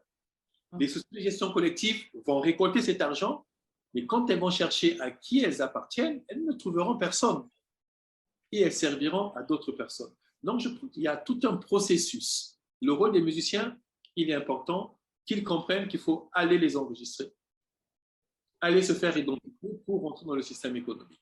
Mais le rôle aussi des ICC, c'est de permettre cela, c'est d'aviser et de conseiller cela quand on vient exploiter une œuvre. On a besoin d'artistes, de créateurs pour faire notre business. Mais c'est bien, on respecte, mais on s'assure aussi que cet enregistrement est rentré dans le système économique pour générées pour pouvoir récolter justement les redevances qui sont dues aux droits d'auteur. Vous savez que le droit d'auteur est généré quand on diffuse, quand on exploite, quand on duplique, quand on reproduit.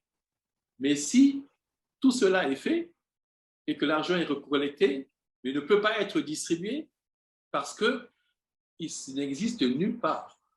Et je pense que c'est ça le vrai rôle pas seulement des musiciens, mais des créateurs d'une manière générale. Okay, merci Luc. Nous avons également des questions qui sont adressées à je pense, la deuxième question. Alors, je vais demander qu'à chaque fois, on adresse les personnes, qu'on sache vraiment à qui adresser chaque question, parce qu'on a beaucoup de questions déjà. On est autour de, je pense, de 18 questions au total. Alors, je vais commencer par le théâtre. Freddy. Ouais.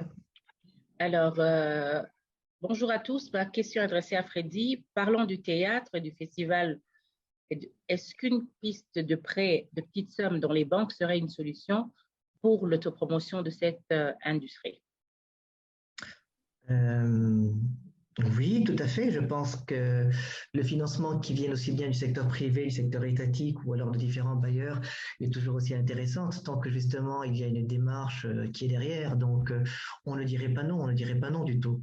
Et je pense qu'il est aussi important maintenant de pouvoir diversifier justement d'où proviennent justement ces financements. Je pense que s'ils viennent de plusieurs endroits, c'est toujours mieux et pour les artistes. Et si en plus on a des banquiers qui comprennent l'intérêt de l'art, du théâtre et qui ont une écoute attentive par rapport à ce que l'on fait, honnêtement, ce serait un plus pour nous. Donc oui, tout à fait, tout à fait. Je vois déjà certaines banques qui travaillent déjà avec le cinéma, donc avec plaisir pour faire des démarches et pour aller les rencontrer, pour que justement ils puissent aussi avoir un regard attentif par rapport à ce que l'on propose, à ce que l'on fait et à ce que l'on souhaite créer. Donc oui. Alors, merci beaucoup Freddy. Il y a une troisième question qui est pour Luc encore. On a plus de questions pour Luc. Quelle est la part des gouvernements africains dans cette croissance mondiale des ICC? Parce que historiquement, nous savons l'expérience des États mettent des moyens minimes dans ce secteur. Quels sont les indicateurs qui vous poussent à confirmer cette croissance en Afrique?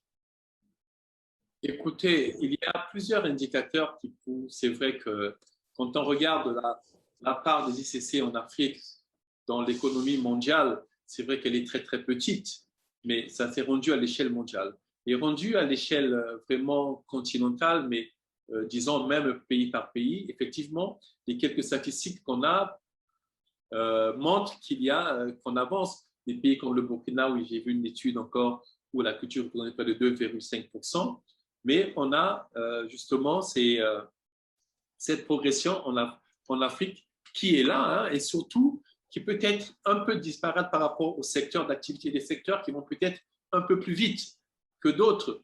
Aujourd'hui, les arts visuels est un secteur qui est prolifique. Quand on regarde au niveau mondial, les ICC les plus prolifiques aujourd'hui sont les jeux vidéo.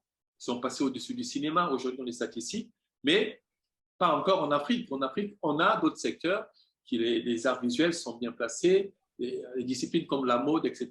La musique, on connaît sa puissance, mais quelle part des États, justement, dans ce développement-là?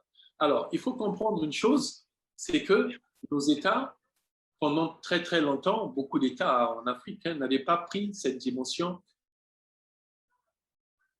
le corps. Et la culture est restée encore les départements qui jouissaient des plus petits revenus. Politiquement, c'était un peu, voilà, c'était le garage, personne ne se battait pour aller prendre la culture, c'était pour faire l'équilibre politique.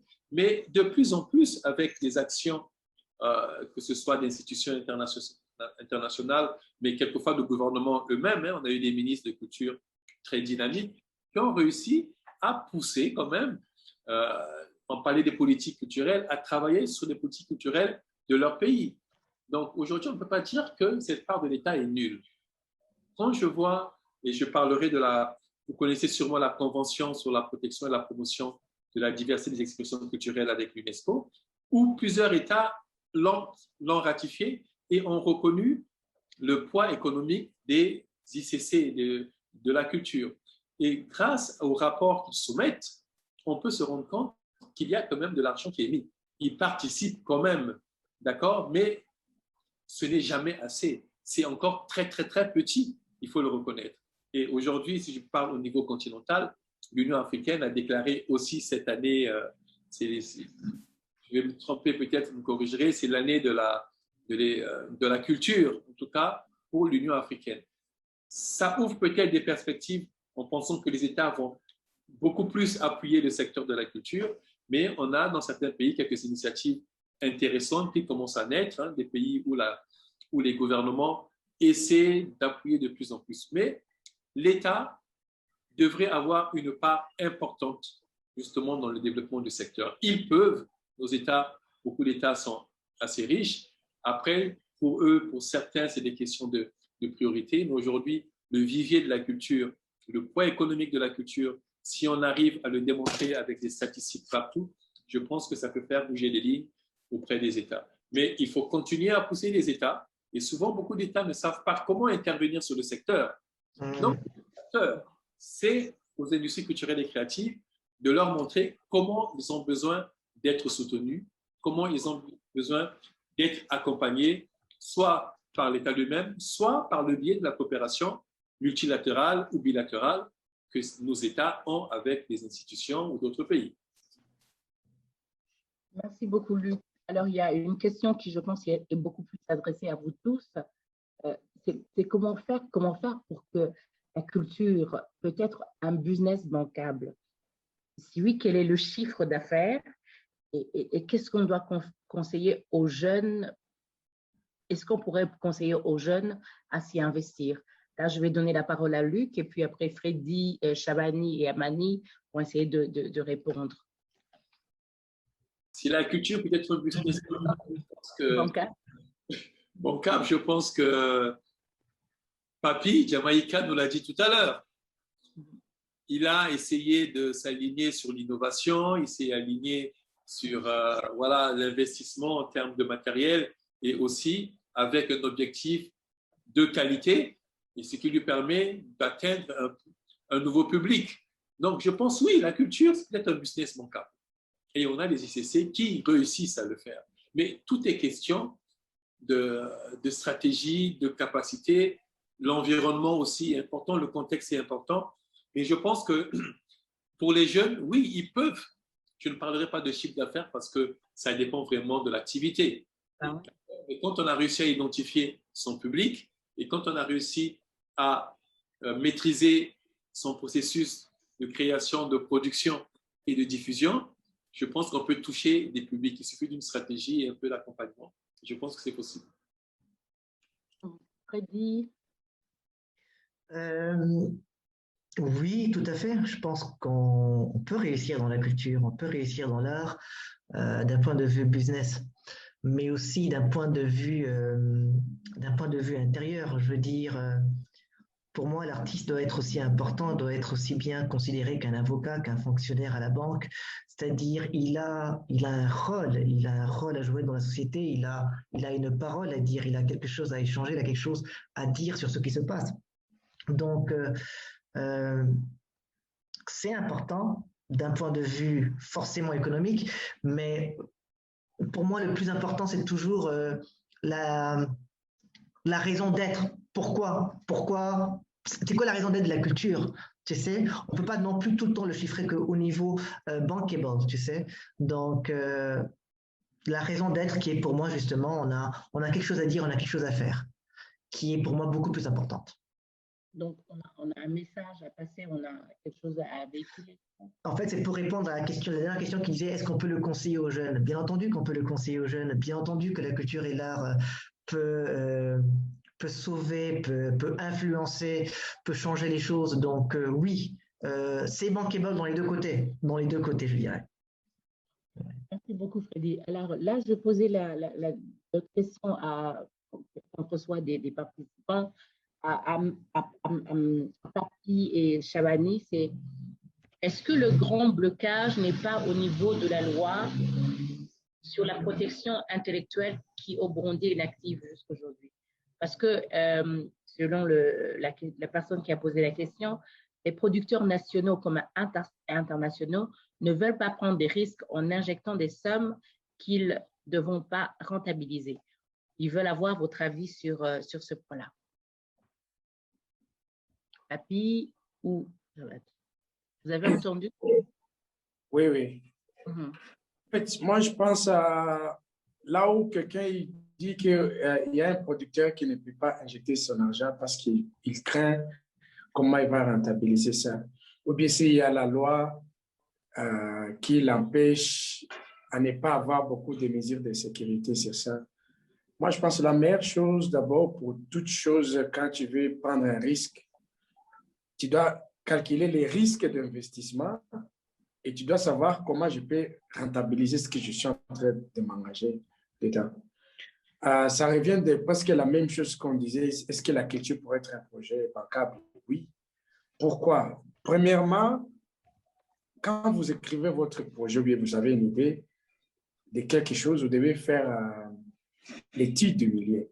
Ouais, notre milieu, comme chaque fois les gens, ils aiment les sous-estimer que les Burundis, on ne peut pas considérer un artiste ou lui donner la valeur qu'il faut. Quand quelqu'un se comporte mal, c'est ce qu'on ne peut pas lui donner le respect qu'il cherche. Mais quand toi-même, tu essaies de te discipliner, tu essaies de te faire respecter, il y a moyen que partout là où tu arrives dans n'importe quelle institution, qu'on puisse te faire confiance, on puisse accepter ton idée. Et ça revient à la même question quand vous posez comment quelqu'un, un investisseur qui est à l'étranger, peut accepter de collaborer avec un local et qui puisse arriver à produire quelque chose qu'il peut vendre. Je vous donne mon exemple. Là, je parle de mon cas. J'ai écrit une histoire sur les vélos de Bugarama. Là où tout le monde négligeait, il ne voyait pas l'importance qu'un jour, on pourrait vendre l'image de quelqu'un qui s'accroche sur les camions en montant vers Bugarama et puis il transporte ses cargaisons en descendant vers Bujumbura et que ça pourrait être un sujet intéressant pour vendre ça à une chaîne de télévision et gagner de l'argent. Et j'ai pu proposer ça juste à un ami et l'ami m'a donné encore d'autres connexions là où je puis vendre ça. Et j'ai pu faire venir au moins 6 Allemands cinéastes professionnels de des chaînes de production qu'on appelle Berlin Producer. Et tu vois, tout ça, ça demande comment d'abord j'ai présenté mon sujet. Et par après, vous savez, je suis allé demander une garantie à la banque. Pour demander cette garantie qu'on appelle une sécurité financière, qui s'appelle avoir une capacité financière, d'inviter un groupe de producteurs que tu dois loger. Quand tu te portes garant, je vais être le producteur délégué de ce film. Il faut avoir de bonnes relations avec les hôtels.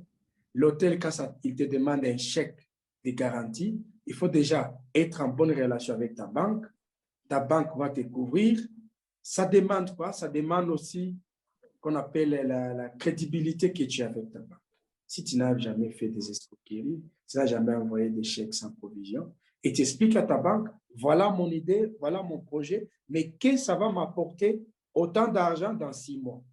Aucun banquier ne peut pas dire non. Il va dire, tu as une idée géniale d'inviter autant de blancs derrière toi et vous allez avoir 20 € après ou bien même 10 000 €.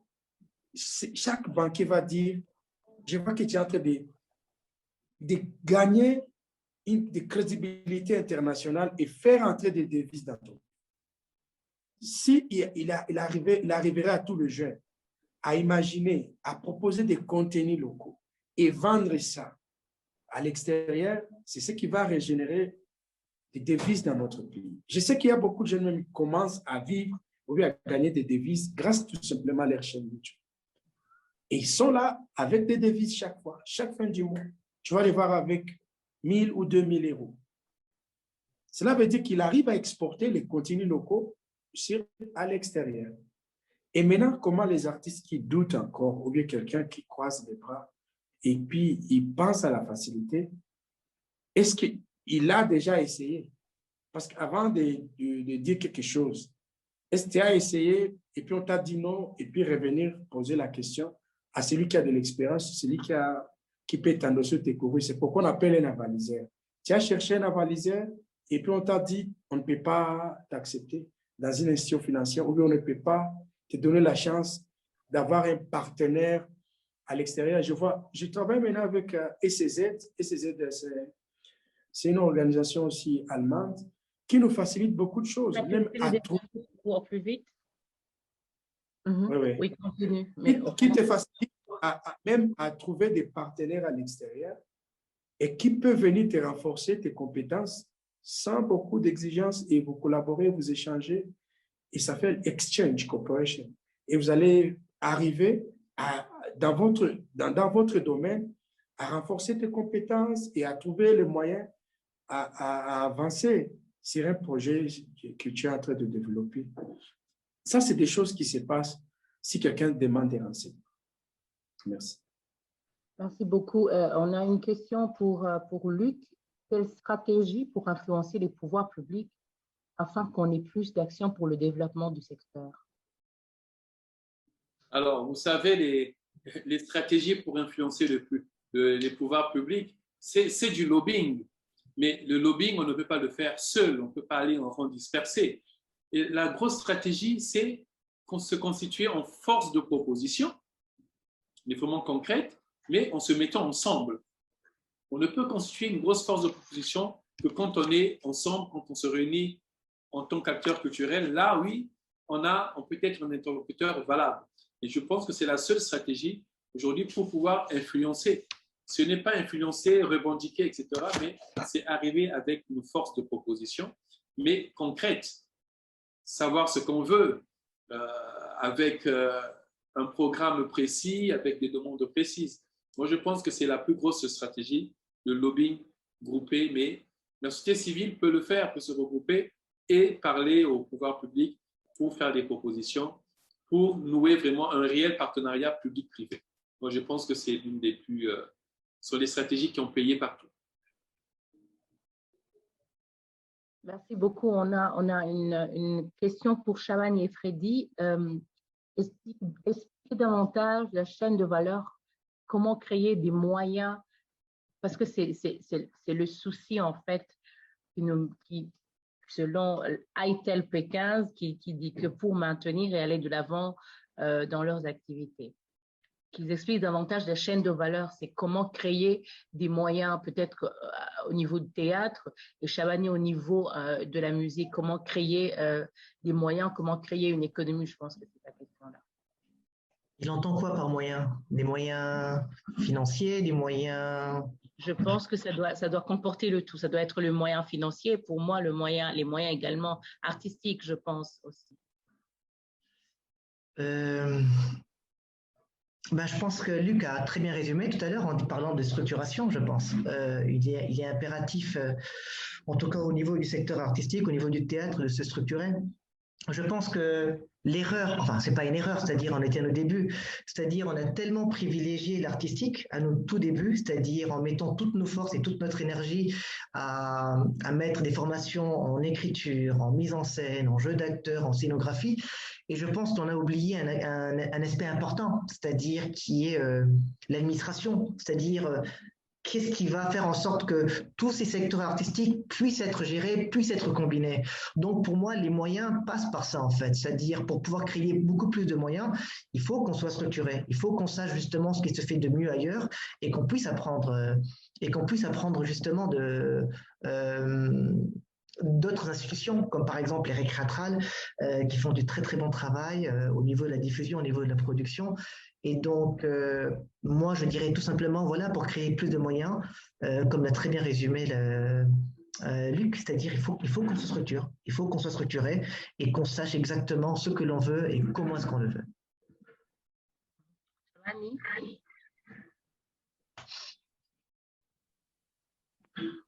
Oui, allô? Oui, Shabani, en fait, la question, est-ce qu'on peut créer des moyens? Freddy vient de répondre qu'il est important de pouvoir, comme Luc a répondu, qu'on puisse déjà bien structurer le secteur du théâtre. Mais est-ce que c'est la même chose pour la musique? Est-ce que vous êtes de cet avis-là? Pour répondre à la question que vous avez adressée. Oui, Freddy l'a bien résumé et M. Lick, ils sont bien dit, parce que c'est pareil, si on n'a pas de moyens, on n'a pas des moyens artistiques, ça c'est toujours souci. Mais on a oublié une seule partie, c'est administration. Parce que tu ne peux pas avoir une valeur, beaucoup des artistes, beaucoup de groupes qui n'ont pas de management. Ça, c'est un grand problème.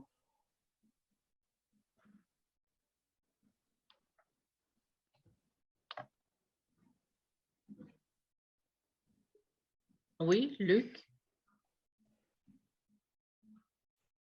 Luc, on ne vous entend pas? Non, non, je disais qu'on n'entendait plus Shabani. Shabani, oui, on ne l'entend plus en fait. Oui, Pardon. oui, oui. Non, il y avait un problème de connexion, mais là, c'est bon. OK. Qu'est-ce que j'ai en train de dire? C'est Freddy Vous l'a parlez bien par rapport au niveau de résumé. management et Oui, d'administration. au niveau des Oui. management, administration. C'est pour cela que je dis il faut avoir des renforcements des capacités. Beaucoup des acteurs qui...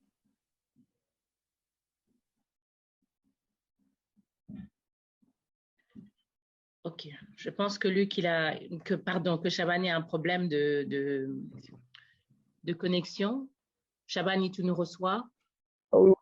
Oui, je dis beaucoup des acteurs culturels ici chez nous au Burundi qui n'ont pas eu les formations. Quelqu'un va dire, moi je suis manager. Elle ne connaît pas les procédures de qu'est-ce qu'elle va faire pour son artiste ou son groupe. C'est ça aussi. On a besoin de renforcement des capacités pour les acteurs culturels, pour les artistes dans le secteur culturel. OK, merci beaucoup. On a également une question de genre qui est posée par Éléonore Kwaku.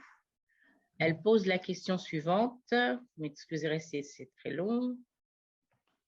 Elle dit « Le monde culturel est très challengé et dominé par les hommes, alors que c'est un secteur générateur de richesse et d'emploi, ce qui veut dire que les femmes ont leur place pour s'autonomiser.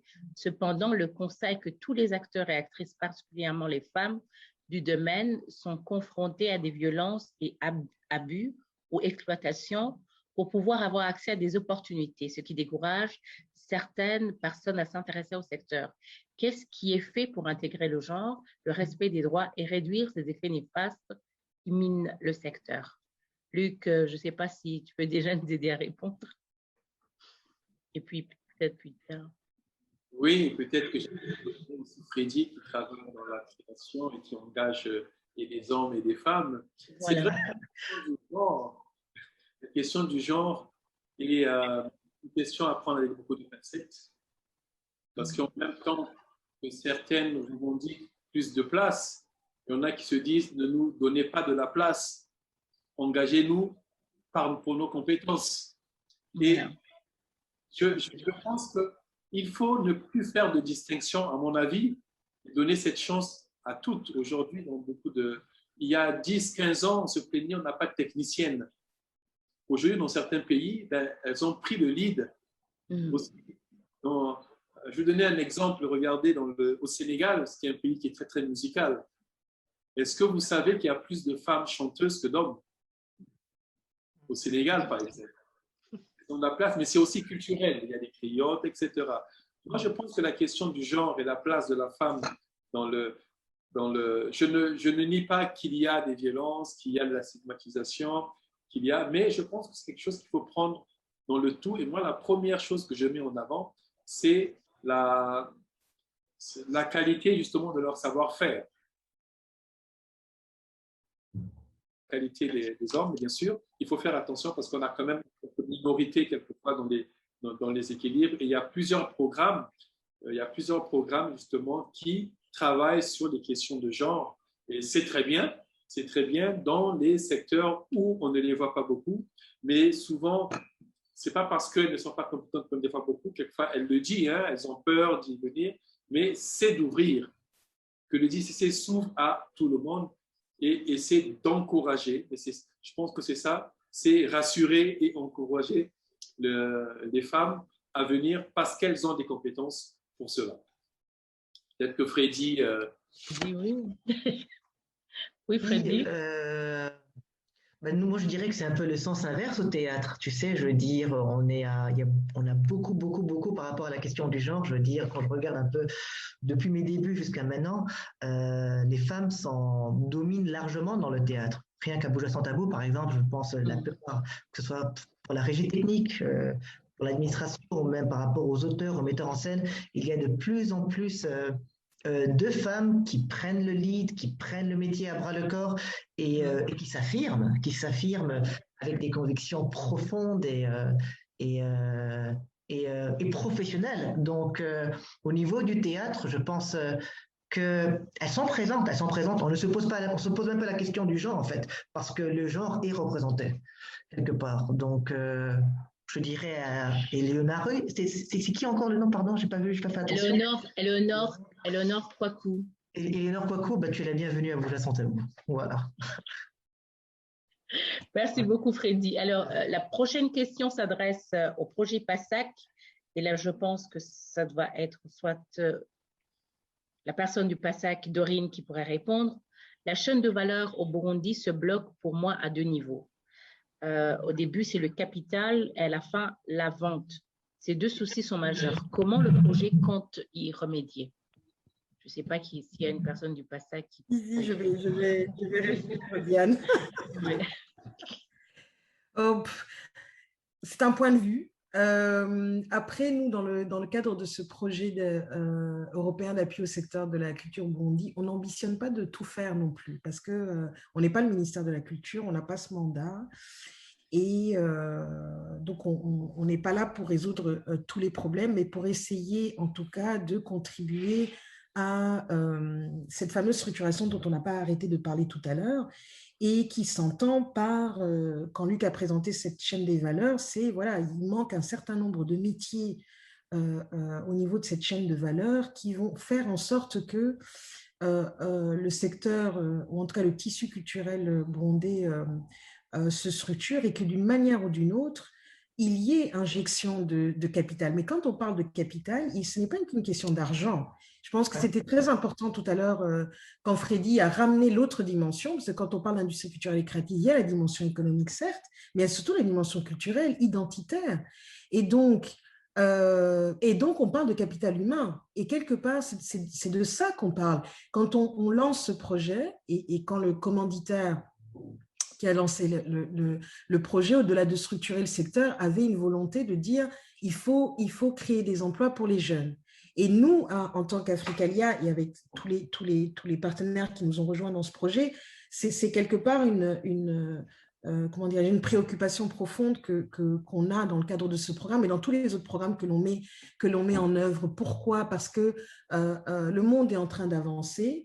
Dans nos sociétés d'aujourd'hui, et sans aucun jugement de valeur, tout le monde ne pourra pas avoir son lopin de terre et être agriculteur. Donc, comment est-ce qu'on donne un avenir à des jeunes? Comment est-ce que on crée de l'emploi pour les jeunes? Et donc, on affirme que le secteur des industries culturelles et créatives représente un potentiel vivier d'emploi et que nous avons aussi notre contribution à jouer dans le développement des pays où nous sommes présents. Mais quand je dis nous, je me situe du côté opérateur culturel, acteur culturel avec un A majuscule. C'est dans ce sens-là. Et quelque part, ce projet que l'on a mis en place, c'est un programme de renforcement des capacités. C'est un programme de renforcement de capacités justement pour aider à cette structuration. Il y a le capital humain qui va être renforcé pour pouvoir justement créer de l'emploi et que quelque part, tous ces gens qui seront renforcés vont créer de la valeur, vont créer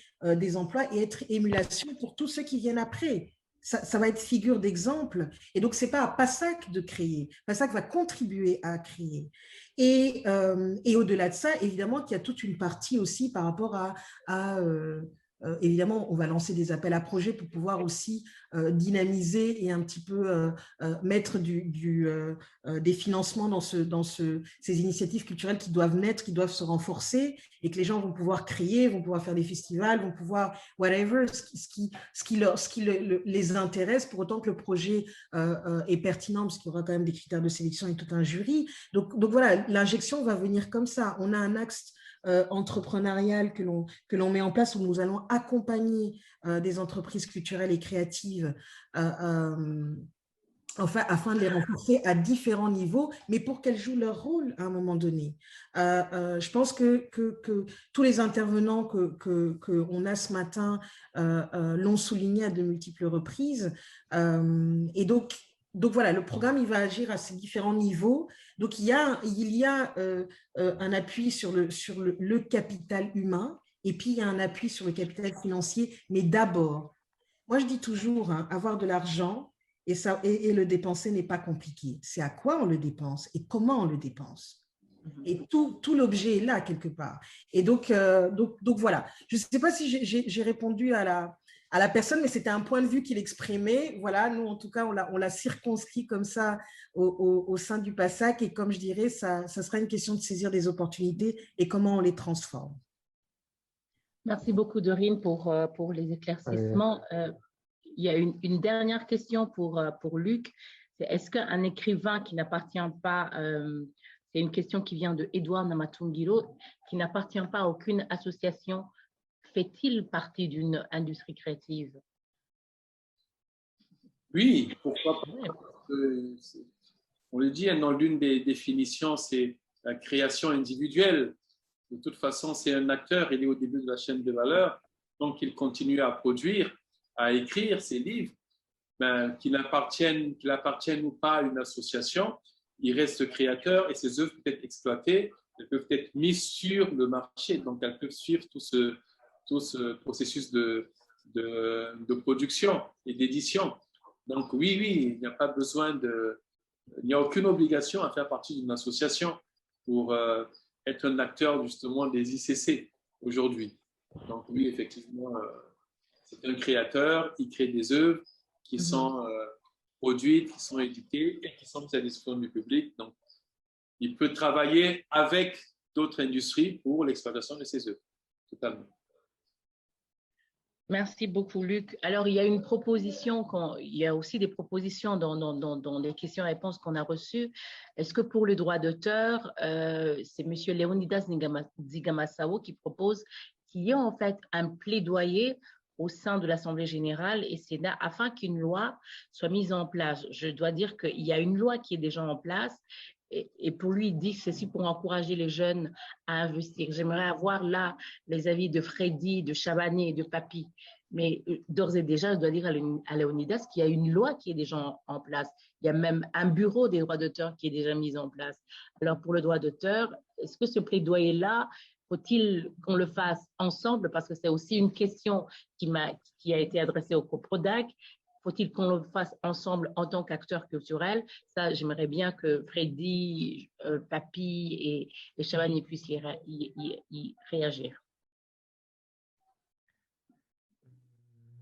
Oui, je peux commencer. Je pense que c'est une très bonne idée qu'on puisse faire ça ensemble. Parce que si on y va nous tous ensemble, ça va créer une force. Et vous savez, dans notre industrie déjà cinématographique, là, nous, on fait intervenir en même temps les acteurs, on fait intervenir les musiciens. Donc, si on fait la coalition et nous allons ensemble, je pense que nous pouvons arriver à que cette loi vraiment puisse être votée et que le respect des droits de chaque au Burundi, il puisse au moins jouir de ses droits et chaque artiste doit être considéré avoir une valeur, avoir une bonne place. Parce que nous tous, on nous appelle des artistes. Et je suis conscient, si on a la volonté et que COPRODAC peut accepter de prendre ça en main, je pense que nous allons y arriver et nous serons tellement valorisés. Merci, Papi. Chabani. Oui, moi, je suis d'accord avec Papi. Il a tout déjà dit. Oui, c'est ça. Merci, Freddy. Oui, merci pour la question, Léonidas. Effectivement, je pense que si on crée une synergie et que l'on fait des plaidoyers appuyés justement sur nos métiers respectifs pour beaucoup plus de considération, de respect et pour que nos métiers respectifs aient un avenir, je pense que c'est une très très belle chose. Ensemble, on peut. Ensemble, on peut y arriver. Tout à fait. Oui. Donc, ensemble, on peut. je me dis que c'est par ces mots, en fait, qu'on va terminer. On aura compris que les ICC, ce sont des biens culturels qui sont des biens de consommation, qui véhiculent des idées, des valeurs symboliques, des modes de vie qui informent ou distraient, et qu'il y a maintenant ce point numéro 2 qui est très important pour nous également, qui est de la protection et le droit d'auteur. Et je vous remercie, Freddy, je remercie Papi, je remercie Shabani, je remercie également Luc pour les interventions qu'il a eues.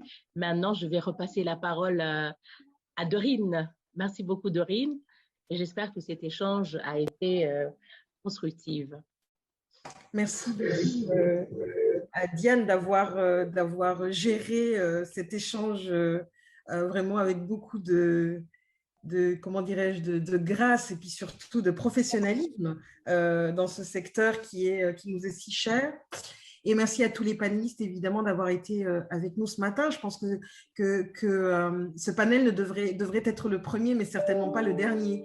Il y a quand même pas mal de choses très intéressantes qui ont été dites et qui mériteraient de continuer à être creusées, d'avoir d'autres panélistes qui viennent un peu nous partager leur point de vue, leurs enjeux, leurs défis par rapport à ce développement des ICC au sein du Burundi.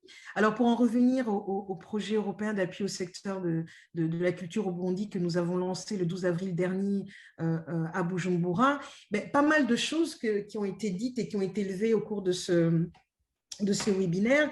Nous allons en partie essayer d'y répondre dans le cadre de ce programme.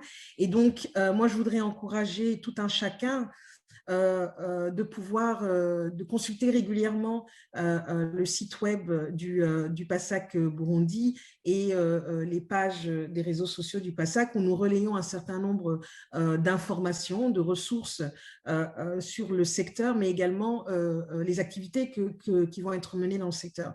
Et donc, je pense qu'il y a ceci, plus ou moins 10 jours, ont été lancés 2 appels à candidature pour 2 ateliers de formation qui se dérouleront courant du mois de juillet.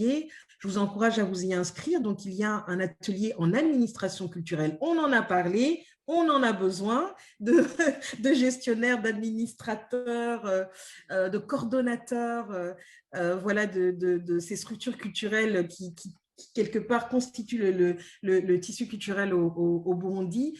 Inscrivez-vous, venez renforcer vos compétences dans la manière de gérer vos structures, de penser le projet et de gérer vos ressources humaines. Ça sera un atelier qui sera en ligne. Et pendant plus ou moins 2 semaines, toutes les matinées, il y a aussi une plateforme en ligne où vous aurez pas mal de ressources, d'outils qui seront mis à votre disposition. Et donc, cet appel se clôture le 10 juillet prochain.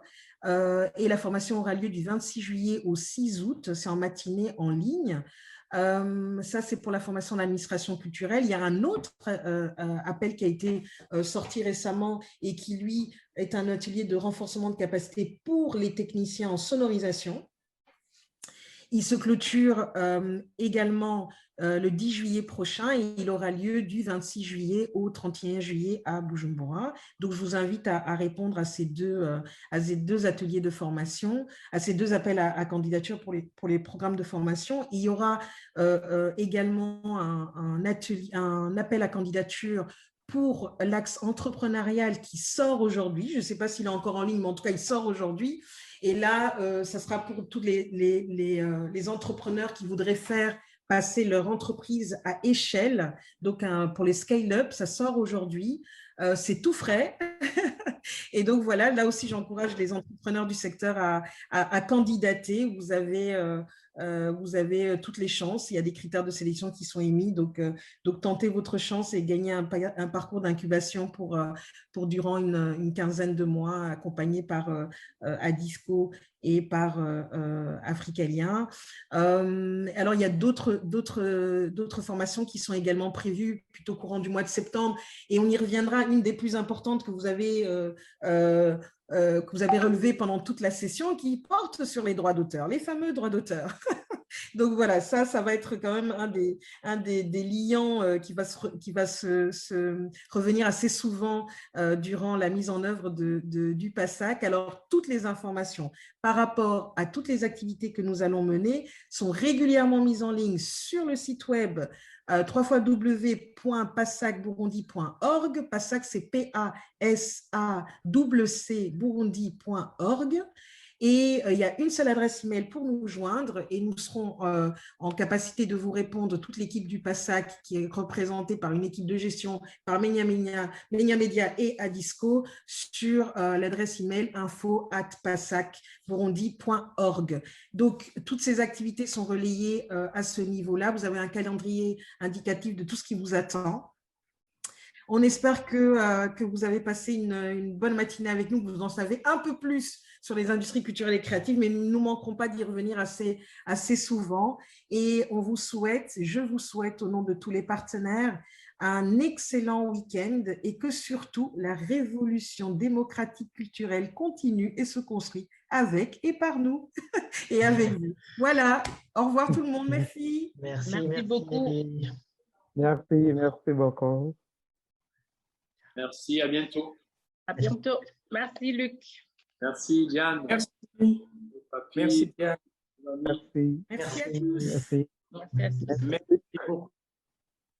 Merci, Diane.